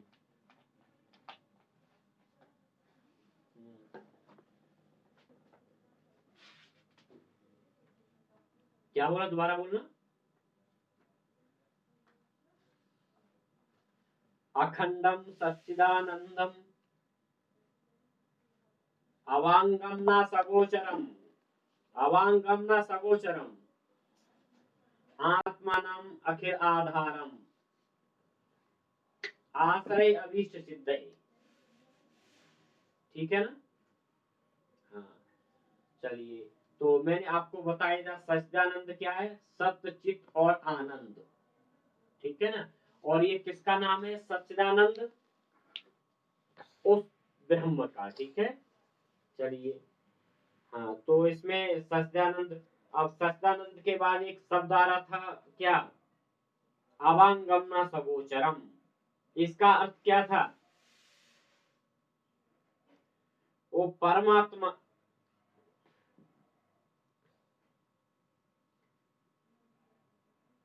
हाँ हाँ, जिस व्यक्ति को मान, जो अवांगम न सगोचरम, ठीक है ना, देखो अवांगम न सगोचरम, जो परमात्मा जो है, परमात्मा आत्म तत्व ज्ञान इंद्रियों के प्रत्यक्ष के ज्ञान का विषय नहीं है। ठीक है ना, हम इसका अपने ज्ञानेंद्रियों से प्रत्यक्ष ज्ञान नहीं कर सकते। यहाँ तक कि सर्वत्र सर्वत्र जो गति वाला मन भी है, मन भी उस तक नहीं पहुंच सकता। किसके पास तक? परमात्मा के, ब्रह्म के पास तक। ठीक है ना। हाँ, और यदि कोई साधक उसे योग आदि क्रियाओं से जान भी लेता है तो उसकी वाणी उसका कथन करने में समर्थ नहीं है, क्योंकि वो अवांगम ना सगोचरम, उसको ऐसी अवांग मतलब कोई वाणी नहीं है जो उसके सगोचरम अर्थात उसके रूप का वर्णन कर सके। ठीक है ना। हाँ, ठीक है ना। तो ये कह रहे हैं कि इसीलिए उसे कहा कि गूंगे का गुड़ कहा गया है। अगर किसी गूंगे व्यक्ति को गुड़ खिलाया जाए, ठीक है, फिर उससे पूछा जाए बताओ कैसा लगा, अब वो बोल नहीं सकता। ठीक है ना, बोल नहीं सकता, लेकिन वो क्या कर सकता है, उसका आनंद का अनुभव कर सकता है। ठीक है, मीठा उसे लगा, ठीक है, मान कुछ भी हमने वस्तु खिलाई तो उसका वो स्वाद का वर्णन नहीं कर सकता। लेकिन आ, हाँ, जो व्यक्ति बोल नहीं सकता, क्या वो खा नहीं सकता? अगर भाई गोलगप्पे उसे खिलाए जाए तो क्या अच्छे नहीं लगेंगे? खा तो सकता है ना। और उसका जिस प्रकार से हम स्वाद लेते हैं, जैसे हमारी इंद्रियां काम करती हैं, हमें अच्छा लगता है, सेम उसको भी लगेगा, लेकिन उसका वो वर्णन नहीं कर सकता। उसी प्रकार से कह रहे हैं अवांगम न सगोचरम, उस परमात्मा अर्थात उस ब्रह्म का वर्णन नहीं किया जा सकता। यही था। उसके बाद एक मैंने लिखवाया था थोड़ा थोड़ा सा करके, क्या? अखिलाधारम। ठीक है, अखिलाधार क्या है? यह जो, हाँ, संपूर्ण चराचर प्रपंच का मूल आधार है। कि हम कहें कि जो आकाश आदि मूल कारण भी है। ठीक है ना, वहां पर दिया ना आकाश आदि को मूल कारण, यहाँ पर क्यों कहा है ये बताइए? हैं? अज्ञान से उपहित चैतन्य से सर्वप्रथम क्या उत्पन्न हुआ था? बताओ बेटा। आकाश। आकाश क्या है? कारणों का भी कारण, क्योंकि आकाश से क्या सबसे पहले क्या उत्पन्न हुआ? आकाश। ठीक है, तो इसलिए क्या कह रहे हैं, वो आकाश आदि मूल कारणों का भी कारण है, अर्थात अखिल आधारम, वो मूल कारणों का भी कारण है। कौन? वह ब्रह्म। यदि हम उसका भी कारण माने तो फिर भी उसका कारण इस प्रकार से सोचने पर अनवस्था दोष होगा। तो उसका भी कारण क्या होगा? ठीक है, वहां पर अनवस्था दोष आ जाएगा। अनवस्था दोष इत्यादि क्या होते हैं, मैं आपको तर्क भाषा पढ़ाऊंगा, बहुत अच्छे से समझ में आएगा। ठीक है, तो इसलिए वो निमित्त कारण भी है, उपादान कारण भी है। ठीक है, आखिर इसलिए वहां पर वो अपनी परम ब्रह्म की स्तुति की है। कौन? आचार्य सदानंद। ठीक है, अखंडम। अखंडम क्या है? परमात्मा।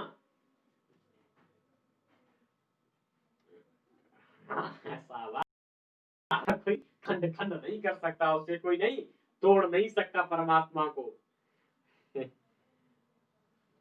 ठीक है ना। हाँ, जो तीन श्रेणियों में विभाजित कर सकते हैं वो स्वगत, स्वजातिगत और विजाति भेद। इनमें तीनों में अंतर पता है आपको? स्वगत, स्वागत भेद किस में होता है बताओ? अरे, अपने जैसा स्वागत। स्वागत अपने ही जैसा। वृक्ष की शाखाओं एवं पत्तों में स्वागत भेद होता है। ठीक है ना, शाखाओं में, वृक्ष की शाखाओं और पत्तों में क्या होता है? स्वागत भेद होता है। ठीक है, तो भेद जो है तीन प्रकार के होते हैं, स्वागत, स्वजातिगत और विजातीय भेद। तो यहाँ पर कह रहे हैं कि परमात्मा में वो भी भेद नहीं है, उस ब्रह्म में वो इन तीनों में से कोई भेद नहीं है। स्वगत भेद होता है, जैसे वृक्ष की शाखा और पत्ते में अंतर होता है ना, शाखा अलग होती है, पत्ता अलग होता है, तो उनमें एक ही उसमें जा रहे हैं, शाखा पे पत्ते लगे हुए, लेकिन दोनों में भेद है। वो उस भेद को हम क्या कहेंगे? स्वगत भेद होता है। एक होता है कौन सा? स्वजातीय भेद, जैसे आम और केले के वृक्ष में भेद है। स्व जा हाँ, आम और केले मतलब अलग अलग है, तो उस प्रकार का भेद। और एक होता है कौन सा? विजातीय भेद, जैसे वृक्ष और पत्थर का भेद। हाँ, तो ये भेद हमारी यहाँ पर पृथ्वी पे देख लेकिन परमात्मा में ऐसा कोई भेद नहीं है, नहीं तो उसमें स्वगत भेद है, नहीं उसमें स्वजाति भेद है, ना ही उसमें विजाति भेद है। परमात्मा में कोई भेद नहीं है, इसलिए उसको अखंड कहा गया है। ठीक है, तो ये चीज हम वहां पर पढ़ चुके हैं पहले, इसलिए एकम एवं द्वितीयम कहा जाता है इसे। सत्येंद्र जी ठीक है ना? हाँ हाँ। तो अब एक दिया अभीष्ट सिद्ध है। अभीष्ट सिद्ध है का क्या अर्थ किए थे उस दिन ऐसे? अभीष्ट शब्द की विशेष व्याख्या की अपेक्षा रखता है, ठीक है ना? जो भी देखिए हम काम कर रहे हैं और कोई भी अपने हम कार्य की क्या कर सकते हैं, मतलब जो हम काम कर रहे हैं या जो ग्रंथ लिख रहे हैं उसकी अभीष्ट सिद्धि हमें प्राप्त हो अच्छी, और हमारा कार्य जो है निर्विघ्न समाप्त इत्यादि हो जाए। वहां पर बहुत इसकी हम लंबी चौड़ी व्याख्या कर सकते हैं, उन्होंने तो 3-4 प्रकार से किया, वहां पर हमें आवश्यकता नहीं। ठीक है, तो इस प्रकार से मंगलाचरण है और आप याद रखेंगे। ठीक है, कहीं आप देखिए पढ़ने का तरीका बताऊं, आप सभी लोग जैसे मतलब शास्त्री जी हैं हमारे सत्येंद्र जी, आप कहीं आप देखिए आज ही आप सोचना वो आपको कब कहीं बोलना, आगे जरूर कोई ना कोई आपको इनवाइट करेगा, आप तो वक्ता हैं, ठीक है ना? और वहां पर जाकर के सीधा कुछ मत बोलिए, मंगलाचरण याद करिए, अच्छे से पढ़िए, इन्हीं शब्दों की व्याख्या करिए और कहना आपके पैर जो शास्त्री जी बड़ा आज आनंद आया होगा आपके प्रवचन में। ठीक है, नतमस्तक होंगे सुनने वाले भी। इसको और व्याख्या पढ़िए, मैं और किताब में से लेकर के पढ़िए अच्छे से, आपका तैयार हो गया। और ठीक है, क्वेश्चन आपने तैयार कर लिया, और इसके बदले क्या आपको याद हो गया, आपने उपदेश भी दिया, लोगों में आपकी यश भी बढ़ा और आपको ज्ञान भी बढ़ा और एग्जाम के लिए आपकी तैयारी हो गई। ऐसा लोग करते हैं, ठीक है ना? मेरा हेलो आवाज, हाँ, मेरा एक क्लासमेट था, तो हम अकस्मात एक दिन कहीं जाना पड़ा अर्जेंट में इलाहाबाद, तो हम उधर से वापस आ रहे थे रात में, दूसरे दिन हमारा एग्जाम था, मतलब एमए हम उस वक्त कर रहे थे। तो अब वो जो लड़का बैठा नीचे सीट पर, हम जनरल ट्रेन में थे, अर्जेंट में गए थे, दोस्त था उससे कुछ ऐसा हो गया था, शायद उसके पिताजी एक्सपायर हो गए थे इलाहाबाद से प्रतापगढ़। तो अब हमारे हमारे पास सीट भी नहीं है बैठे हुए भी। तो वो लड़का कार्य का बने की मतलब उसमें जो मेरे साथ मेरा दोस्त था वो पढ़ने लगा और उसे समझाने लगा, समझे अंकल जी, ये मतलब ऐसे होता है, ये ऐसे होता है उससे, और मैं ऊपर सीट पर बैठा बड़ा पकड़ा, भाई क्या बोल रहा है, क्यों इसे समझा रहा है? अंकल जी देखिए तब कारण होता है, ये ऐसे कारण हो जाता है, फिर इसमें ये और ये सिद्ध होकर होता है। अब वो बेचारा बुढ़े आदमी मतलब 40-50 साल के, हाँ बेटा करते रहे। फिर मुझे बर्दाश्त नहीं हुआ, ये क्यों इस आदमी को पकारा, मैं आया नीचे उतर के, मैंने उससे सारे में ये क्यों परेशान कर रहे थे? बोले यार याद कर रहा हूँ ना, इनको भी समझा दूंगा तो मुझे अच्छी समझ में रहेगा। ठीक है ना? तो जो चीज हम पढ़ रहे हैं उसको जब हम यही ज्ञान दूसरे से हम बात कर ले तो आपको तैयार हो जाते हैं। ठीक है, चलिए, उसके बाद हमने पढ़ा थोड़ा सा अनुबंध चतुष्टय। अनुबंध चतुष्टय के बारे में आप में से कोई बताइए, फिर मैं बता दूंगा अगर कहीं मुझे लग रहा है जरूरत है तो। बताओ जयपाल, बताओ अनुबंध चतुष्टय क्या होता है?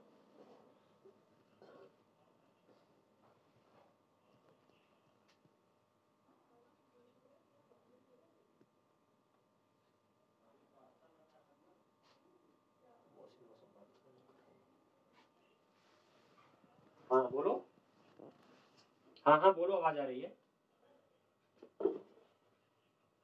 हाँ, अधिकारी विषय संबंध और प्रयोजन, ठीक है। हाँ, हाँ,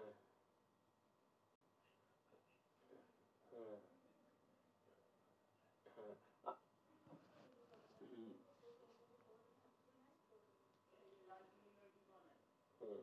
हम्म, हम्म, हम्म, हम्म,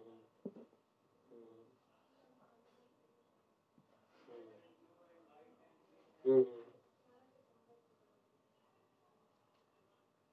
हम्म, आधिकारिक, सुनो सुनो, ये तुम बताओ मत ये ऐसे, अगर सुना है तो आधिकारिक मुझे केवल संस्कृत में पंक्तियां सुना दो बस।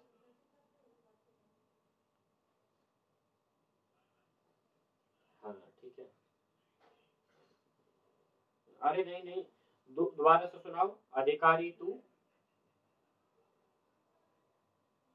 हम्म,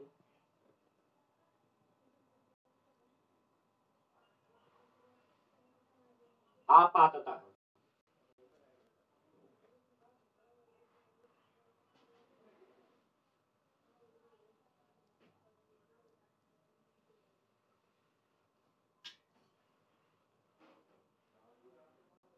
वर्जन पुरः सरम।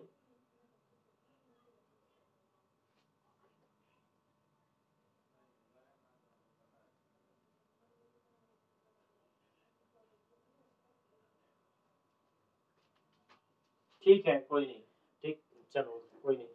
हाँ, ये देखो पता है, आप लोग संस्कृत के विद्यार्थी और ये मतलब पंक्ति ऐसे एकदम से पता होना चाहिए, ठीक है ना। अब किसी ने पूछ लिया अधिकारी, कोई नहीं, अभी अगर आप अभी याद नहीं करेंगे आपको कभी याद नहीं होगा। अभी आपको एग्जाम देना है, जब तक हमें आवश्यकता नहीं होती है, ठीक है ना। कई बार लगता है ना, अरे चलो खाना बनाना है तो ऐसा नहीं करते हम शाम को, अभी सुबह बर्तन धो के रख दो सारा काम, जब भूख लगती है तब अरे क्या आपको कुछ करना ही है, मतलब उस समय करते हैं। तो अभी आपकी आवश्यकता है, आप परीक्षा दे रहे नहीं, आप मैं वो नहीं कह रहा, तो अभी आप याद कर लेंगे, ठीक है। अधिकारी हो गया, अधिकारी के बाद क्या है, अधिकारी में नित्य नैमित्तिक कर्म आ जाता है पहले, ठीक है। नित्य नैमित्तिक कर्म आ जाता है, तो ठीक है, नित्य नैमित्तिक कर्म कितने होते हैं ये सत्येंद्र जी नाम बताएंगे, नाम बताओ।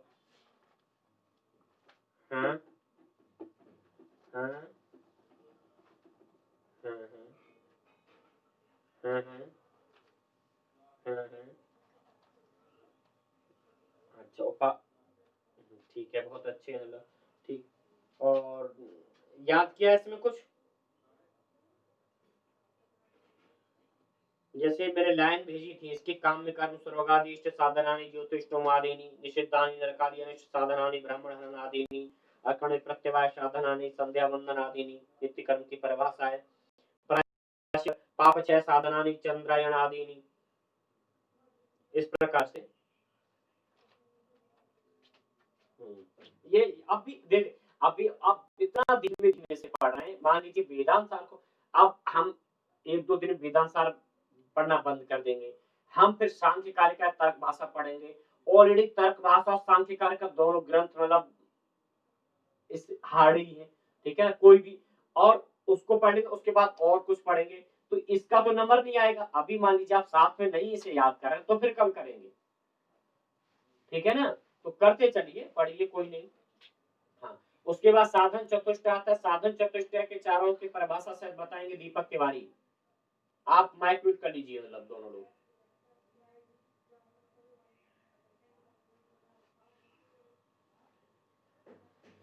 हाँ हाँ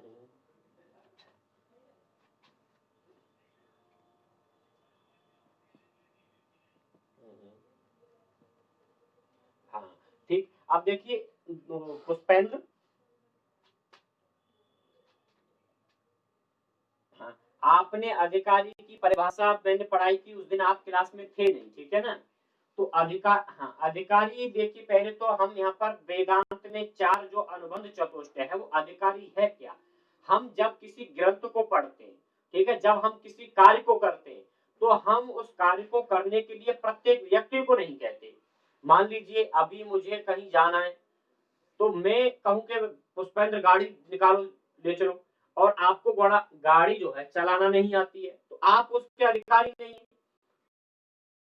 जब कोई काम करना है तो हम उसको देखते हैं कि इस कार्य को करने के लिए अधिकार इसके पास है, अर्थात उस कार्य को ये सर्वांगपूर्ण तरीके से उसमें निपुण है क्या नहीं। तो उसी प्रकार से हमने यहाँ पर देखा कि अनुबंध चतुष्टय में हम देखते हैं कि जो चार चतुष्टय उसमें पहला अधिकारी।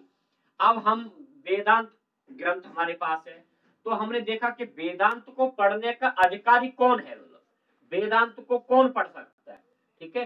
तो इसे अब अधिकारी कौन अधिकारी है उसे देखेंगे, लेकिन अधिकारी कैसा होना चाहिए, अधिकारी के लिए योग्यता क्या होनी चाहिए, वो इसमें बताया। तो इन्होंने परिभाषा में सीधा कहा वहां पर कि अधिकारी तो विधिवत आपततः अधिगता अखिल वेदार्थो अस्मिन् जन्मनि जन्मांतरे वा काम निषिद्ध वर्जन पुरःसरम नित्य नैमित्तिक प्रायश्चित उपासना अनुष्ठानेन निर्गत निर्गत निखिल कलमस्तया नितांत निर्मल स्व अंतः साधन चतुष्ट संपन्न प्रमाता अधिकारी। अर्थात जो वेदांत को पढ़ने का अधिकारी है वो कैसा होना चाहिए, वो इस परिभाषा में अधिकारी क्यों बताए, ठीक है। अब वो कह रहे हैं कि अधिकारी तू विधिवत, अधिकारी कौन है, उसने मतलब विधिवत अर्थात विधि के अनुसार। विधि क्या होता है? नियम।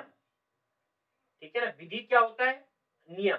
नियम के अनुसार क्या, हाँ तो कह रहे क्या कि वेद, जिसने वेद पढ़े हों, आगे दिया वेद वेदांगत्वेन, जिसने नियमानुसार अर्थात विधि के अनुसार, ठीक है ना, विधि के अनुसार वेद पढ़े हों, क्योंकि धर्मशास्त्र में विधि बताई गई है। हमने शायद आपको थोड़ा सा ध्यान वर्ग संग्रह में विधि पढ़ी थी, वो विधि की चर्चा करते तो कह रहे। और जब हम अभी वैदिक साहित्य पढ़ेंगे वहां पर भी जब वेद के 10 अंगों की हम बात करेंगे वहां पर आता है, ठीक है। वेद के 10 अंग नहीं, वो 10 हेतु बताए पढ़ने के लिए, सवर में जो मीमांसा धर्म की बात करता है वहां पर।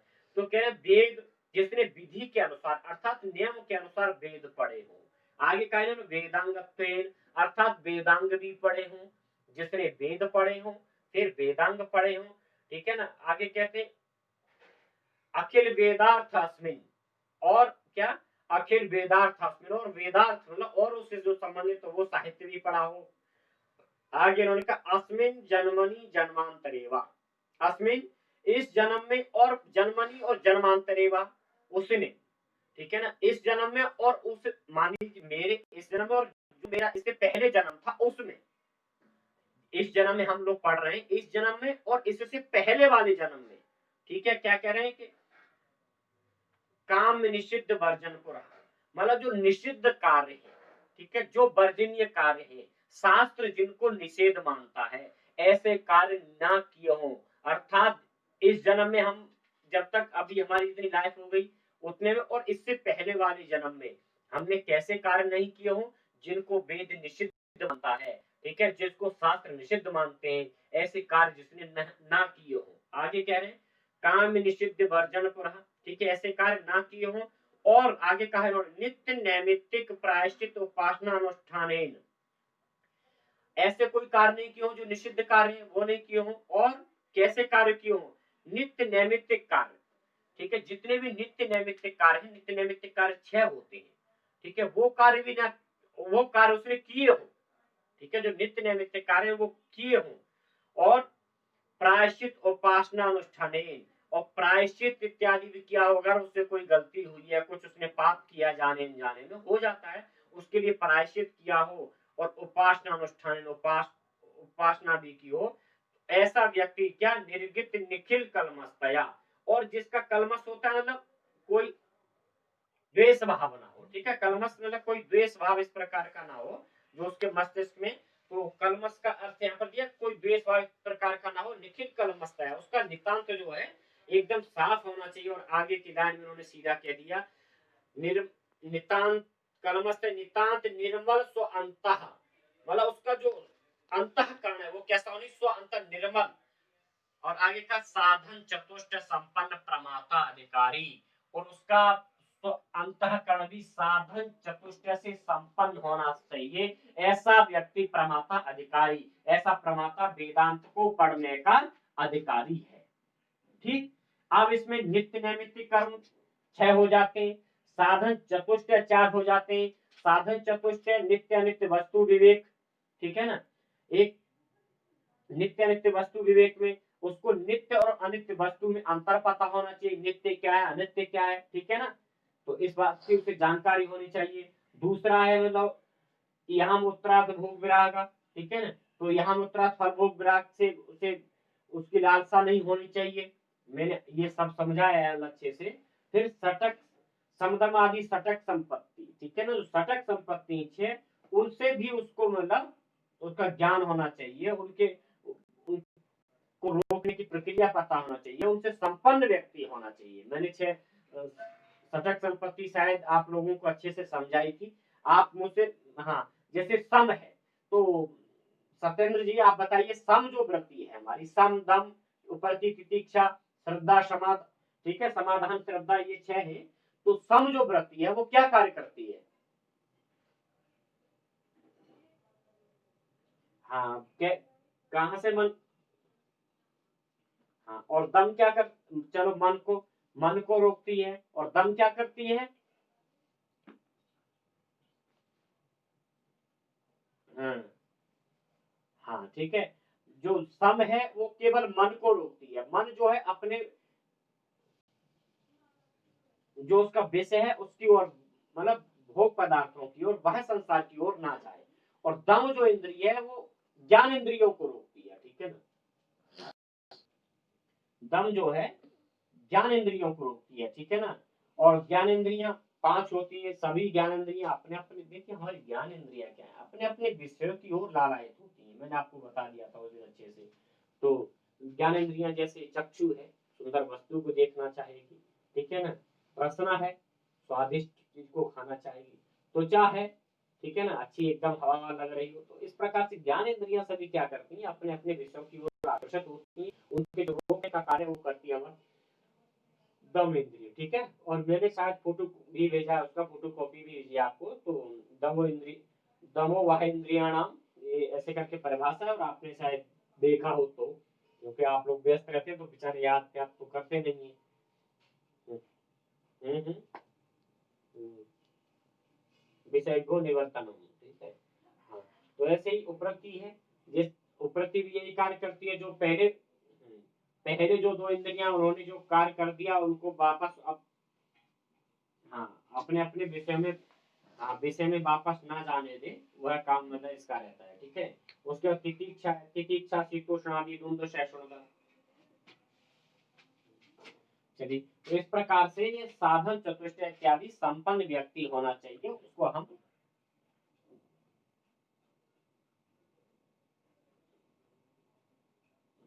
विहितानाम कर्मणाम विधिना परित्यागा। जो मतलब जो और विहित मतलब जो दोनों विधियों ने पहले समदम जो कार्य किया, विधिना परित्याग, जिनका त्याग कर दिया जाए, विहिता नाम कर्मणा, उनमें दोबारा नहीं जा पाए वो लोग, ठीक है ना। जिनका एक, हाँ ठीक, ना हो ये काम है उसका रुकने। मान लीजिए मैंने ये 2 चोर है, एक जयपाल और एक मतलब कौन, पुष्पेंद्र, ठीक है ना। अब ये दोनों पकड़ तो मिलाया, पता नहीं कहाँ डांडा में, मतलब कहीं से ढूंढ लाने के। अब मेरा काम केवल पकड़ के यहाँ पर लाके तुम्हारे पास करना था। अब ये दोनों दोबारा भाग ना जाए, ये जिम्मेदारी मेरी नहीं है। मेरा कार्य क्या था, इन दोनों को पकड़ के लाना तुम्हारे पास। अब ये दोनों बंद ला के मैंने कर दिया, दोबारा से भाग जाए ये मेरा काम नहीं, मैं तो वहां से चला गया था। ये काम तुम्हारा है, मतलब क्या।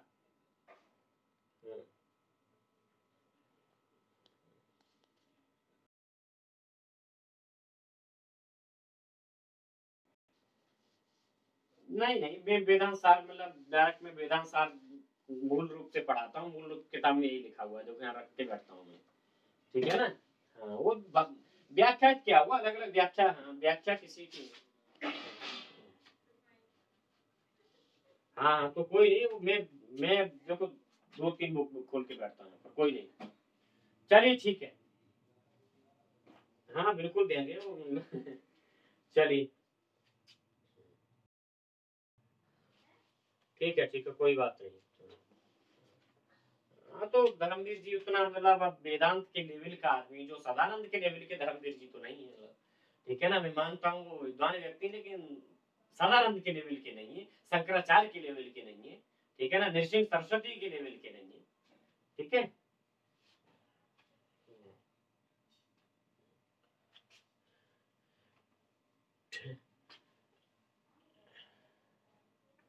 जैसे ये तो कुतर्क है, इसको मैं इस पर कुछ नहीं बोलूंगा, ठीक है।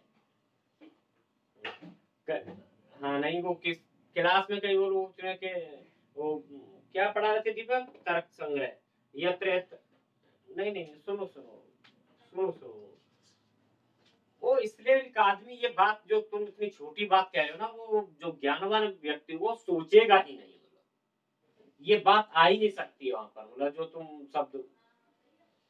देखिए ब्रह्म सत्य जगत मिथ्या कह रहा है कि बिल्कुल कह रहा है वो, कि हम स्वप्न के समान इस संसार में देख रहे हैं कि ये मेरा हो रहा है। ब्रह्म को तो हम जानते ही नहीं, मतलब ठीक है ना। वो अलग लेवल की बात है, वहां उस लेवल तक हम लोगों की सोच। अभी देखो वेदांत क्या, हाँ तो बस वही मेरे का ना वेदांत। अरे आप देख रहे हैं वेदांत के अधिकारी की परिभाषा देखी ना। वेदांत के अधिकारी की परिभाषा एक पढ़ लीजिए आप, इस जन्म में मर जाइए, फिर उस पर लिख लेना कि मैं जापान हूँ, और लिख करके अपनी बॉडी पे अगले जन्म में अगर ध्यान रहे कि हाँ मैं जापान हूँ, यहाँ मेरा छूट गया था, बेच पड़ रहा था, फिर उस जन्म में पढ़ना, वो हमारा काम नहीं है। चलिए ठीक है। इसके बाद क्या,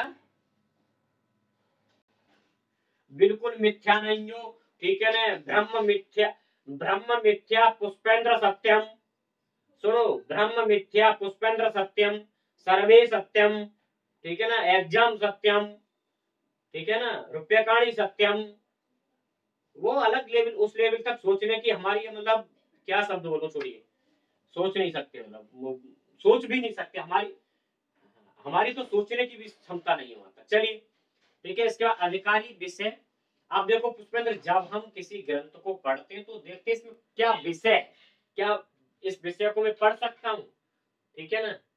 तो इसका विषय क्या है वेदांत का, जीव और ब्रह्म की एकता, ठीक है। जीव ब्रह्म की एकता, जीव ब्रह्म आखिर है क्या, अभी मैं जीव की थोड़ी और चर्चा करूंगा कल। उसके बाद इसका आता है संबंध, इनमें संबंध है बोध्य बोधक भाव, ठीक है ना। जो हाँ, बोध्य बोधक भाव, बोध्य बोधक भाव, ठीक है। और इस विषय संबंध और प्रयोजन आता है अज्ञान की निवृत्ति।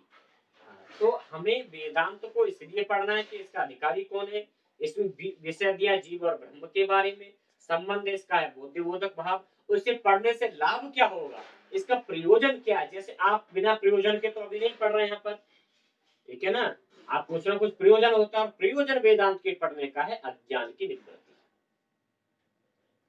ठीक है। यहाँ तक। अब इससे आगे का थोड़ा जो बचा उसकी चर्चा, और जो बचा आगे को मैं पढ़ाऊंगा आपको कल।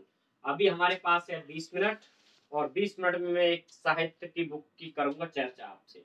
तो आप लोग कहीं नहीं जाएंगे, हम पढ़ेंगे अच्छे से, ठीक है। यहाँ तक अगर कोई प्रॉब्लम हो रही है मिस्टर पुष्पेंद्र, आप बता सकते हैं, क्योंकि आपके कुछ पहले छूटा हुआ है। और आप फिर बाद में भी मुझे कॉल करके पूछ सकते हैं, मैं पूरा ही भेजूंगा अभी, ठीक है।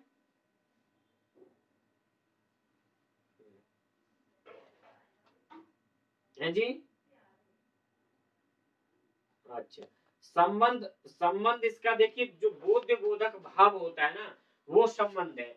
अब बोध्य बोधक, बोध्य का होता है ज्ञात, मतलब, ठीक है ना। ज्ञात अर्थात जिसको हम ज्ञात करते हैं, अर्थात जानते हैं, उसकी हम चर्चा यहाँ पर करते हैं। अब आपको थोड़ा सा जब पहले का समझ लोगे ना, तो संबंध भी आराम से आ जाएगा। मैं किसी दिन आपको बता दूंगा, ठीक है। तो थोड़ा सा फिर लंबा हो जाएगा, हमारे पास अभी 15-20 मिनट और है, तो उसमें हम चर्चा कर लेते हैं। जैसे संबंध क्या है, जीव, जीव है और ब्रह्म है, ठीक है ना। वहां पर उनकी एकता की बात करते हैं विषय में, और इसमें हम जीव और ब्रह्म के, जैसे मान लीजिए मैं बता, आप सुन रहे हो ना, सुनिए। हाँ, संबंध कि जीव और ब्रह्म को एक जो हुआ है विषय के द्वारा, इस दर्शन का मुख्य प्रतिपाद्य विषय हो गया वो। और इसी ग्रंथ में, क्योंकि वेदांत अनुबंध पर अक्षर से लागू होता है, क्योंकि वेदांत का एक एक अक्षर लागू है अनुबंध पर। जहाँ हम शब्द पढ़ रहे थे, अधिकारी की परिभाषा पढ़ी, वहां पर भी तो इन्होंने सीधा कहा कि बोध्य बोधक जो शब्द है, ठीक है ना, तो बोध्य अर्थात जानने योग्य विषय है, यथा तत्वमसि इत्यादि श्रुति वाक्य उसका बोध अर्थात ज्ञान कराने के लिए बोध्य बोधक है। जैसे श्रुति वाक्य हमने अभी पढ़ा था, क्या, तत्वमसि, ठीक है। तो ये तत्वमसि अर्थात तुम वही हो, जानने योग्य है। तो इसका संबंध बना दिया उन्होंने बोध्य बोधक, मतलब बोध्य का अर्थ ज्ञात विषय अर्थात जानने योग्य, उसको कैसे जाना जाए, क्या संबंध है दोनों में, ये बताने की इन्होंने कोशिश की है। तो क्या आया समझ में थोड़ा बहुत, बोध अर्थात जानने योग्य विषय, ठीक है ना। हाँ, उपदेश तत्वमसि अर्थात तुम वही हो, वो कौन हो उसे हम जानेंगे, यही इसका संबंध है। जैसे ब्रह्म क्या है, ब्रह्म के विषय में हमने जानेंगे, जीव क्या है, जीव के विषय में हमें पता चलेगा, ठीक है ना। ज्ञान के बारे में हमें पता चलेगा, ये तो ज्ञात विषय जो है उसके बारे में हमें जानना, उसी संबंध को हम कहते हैं बोध बोधक, ठीक है ना। लेकिन आपको ये शब्द याद रखना, बोध बोधक अगर भूल गए तो संबंध की परिभाषा गलत हो जाएगी।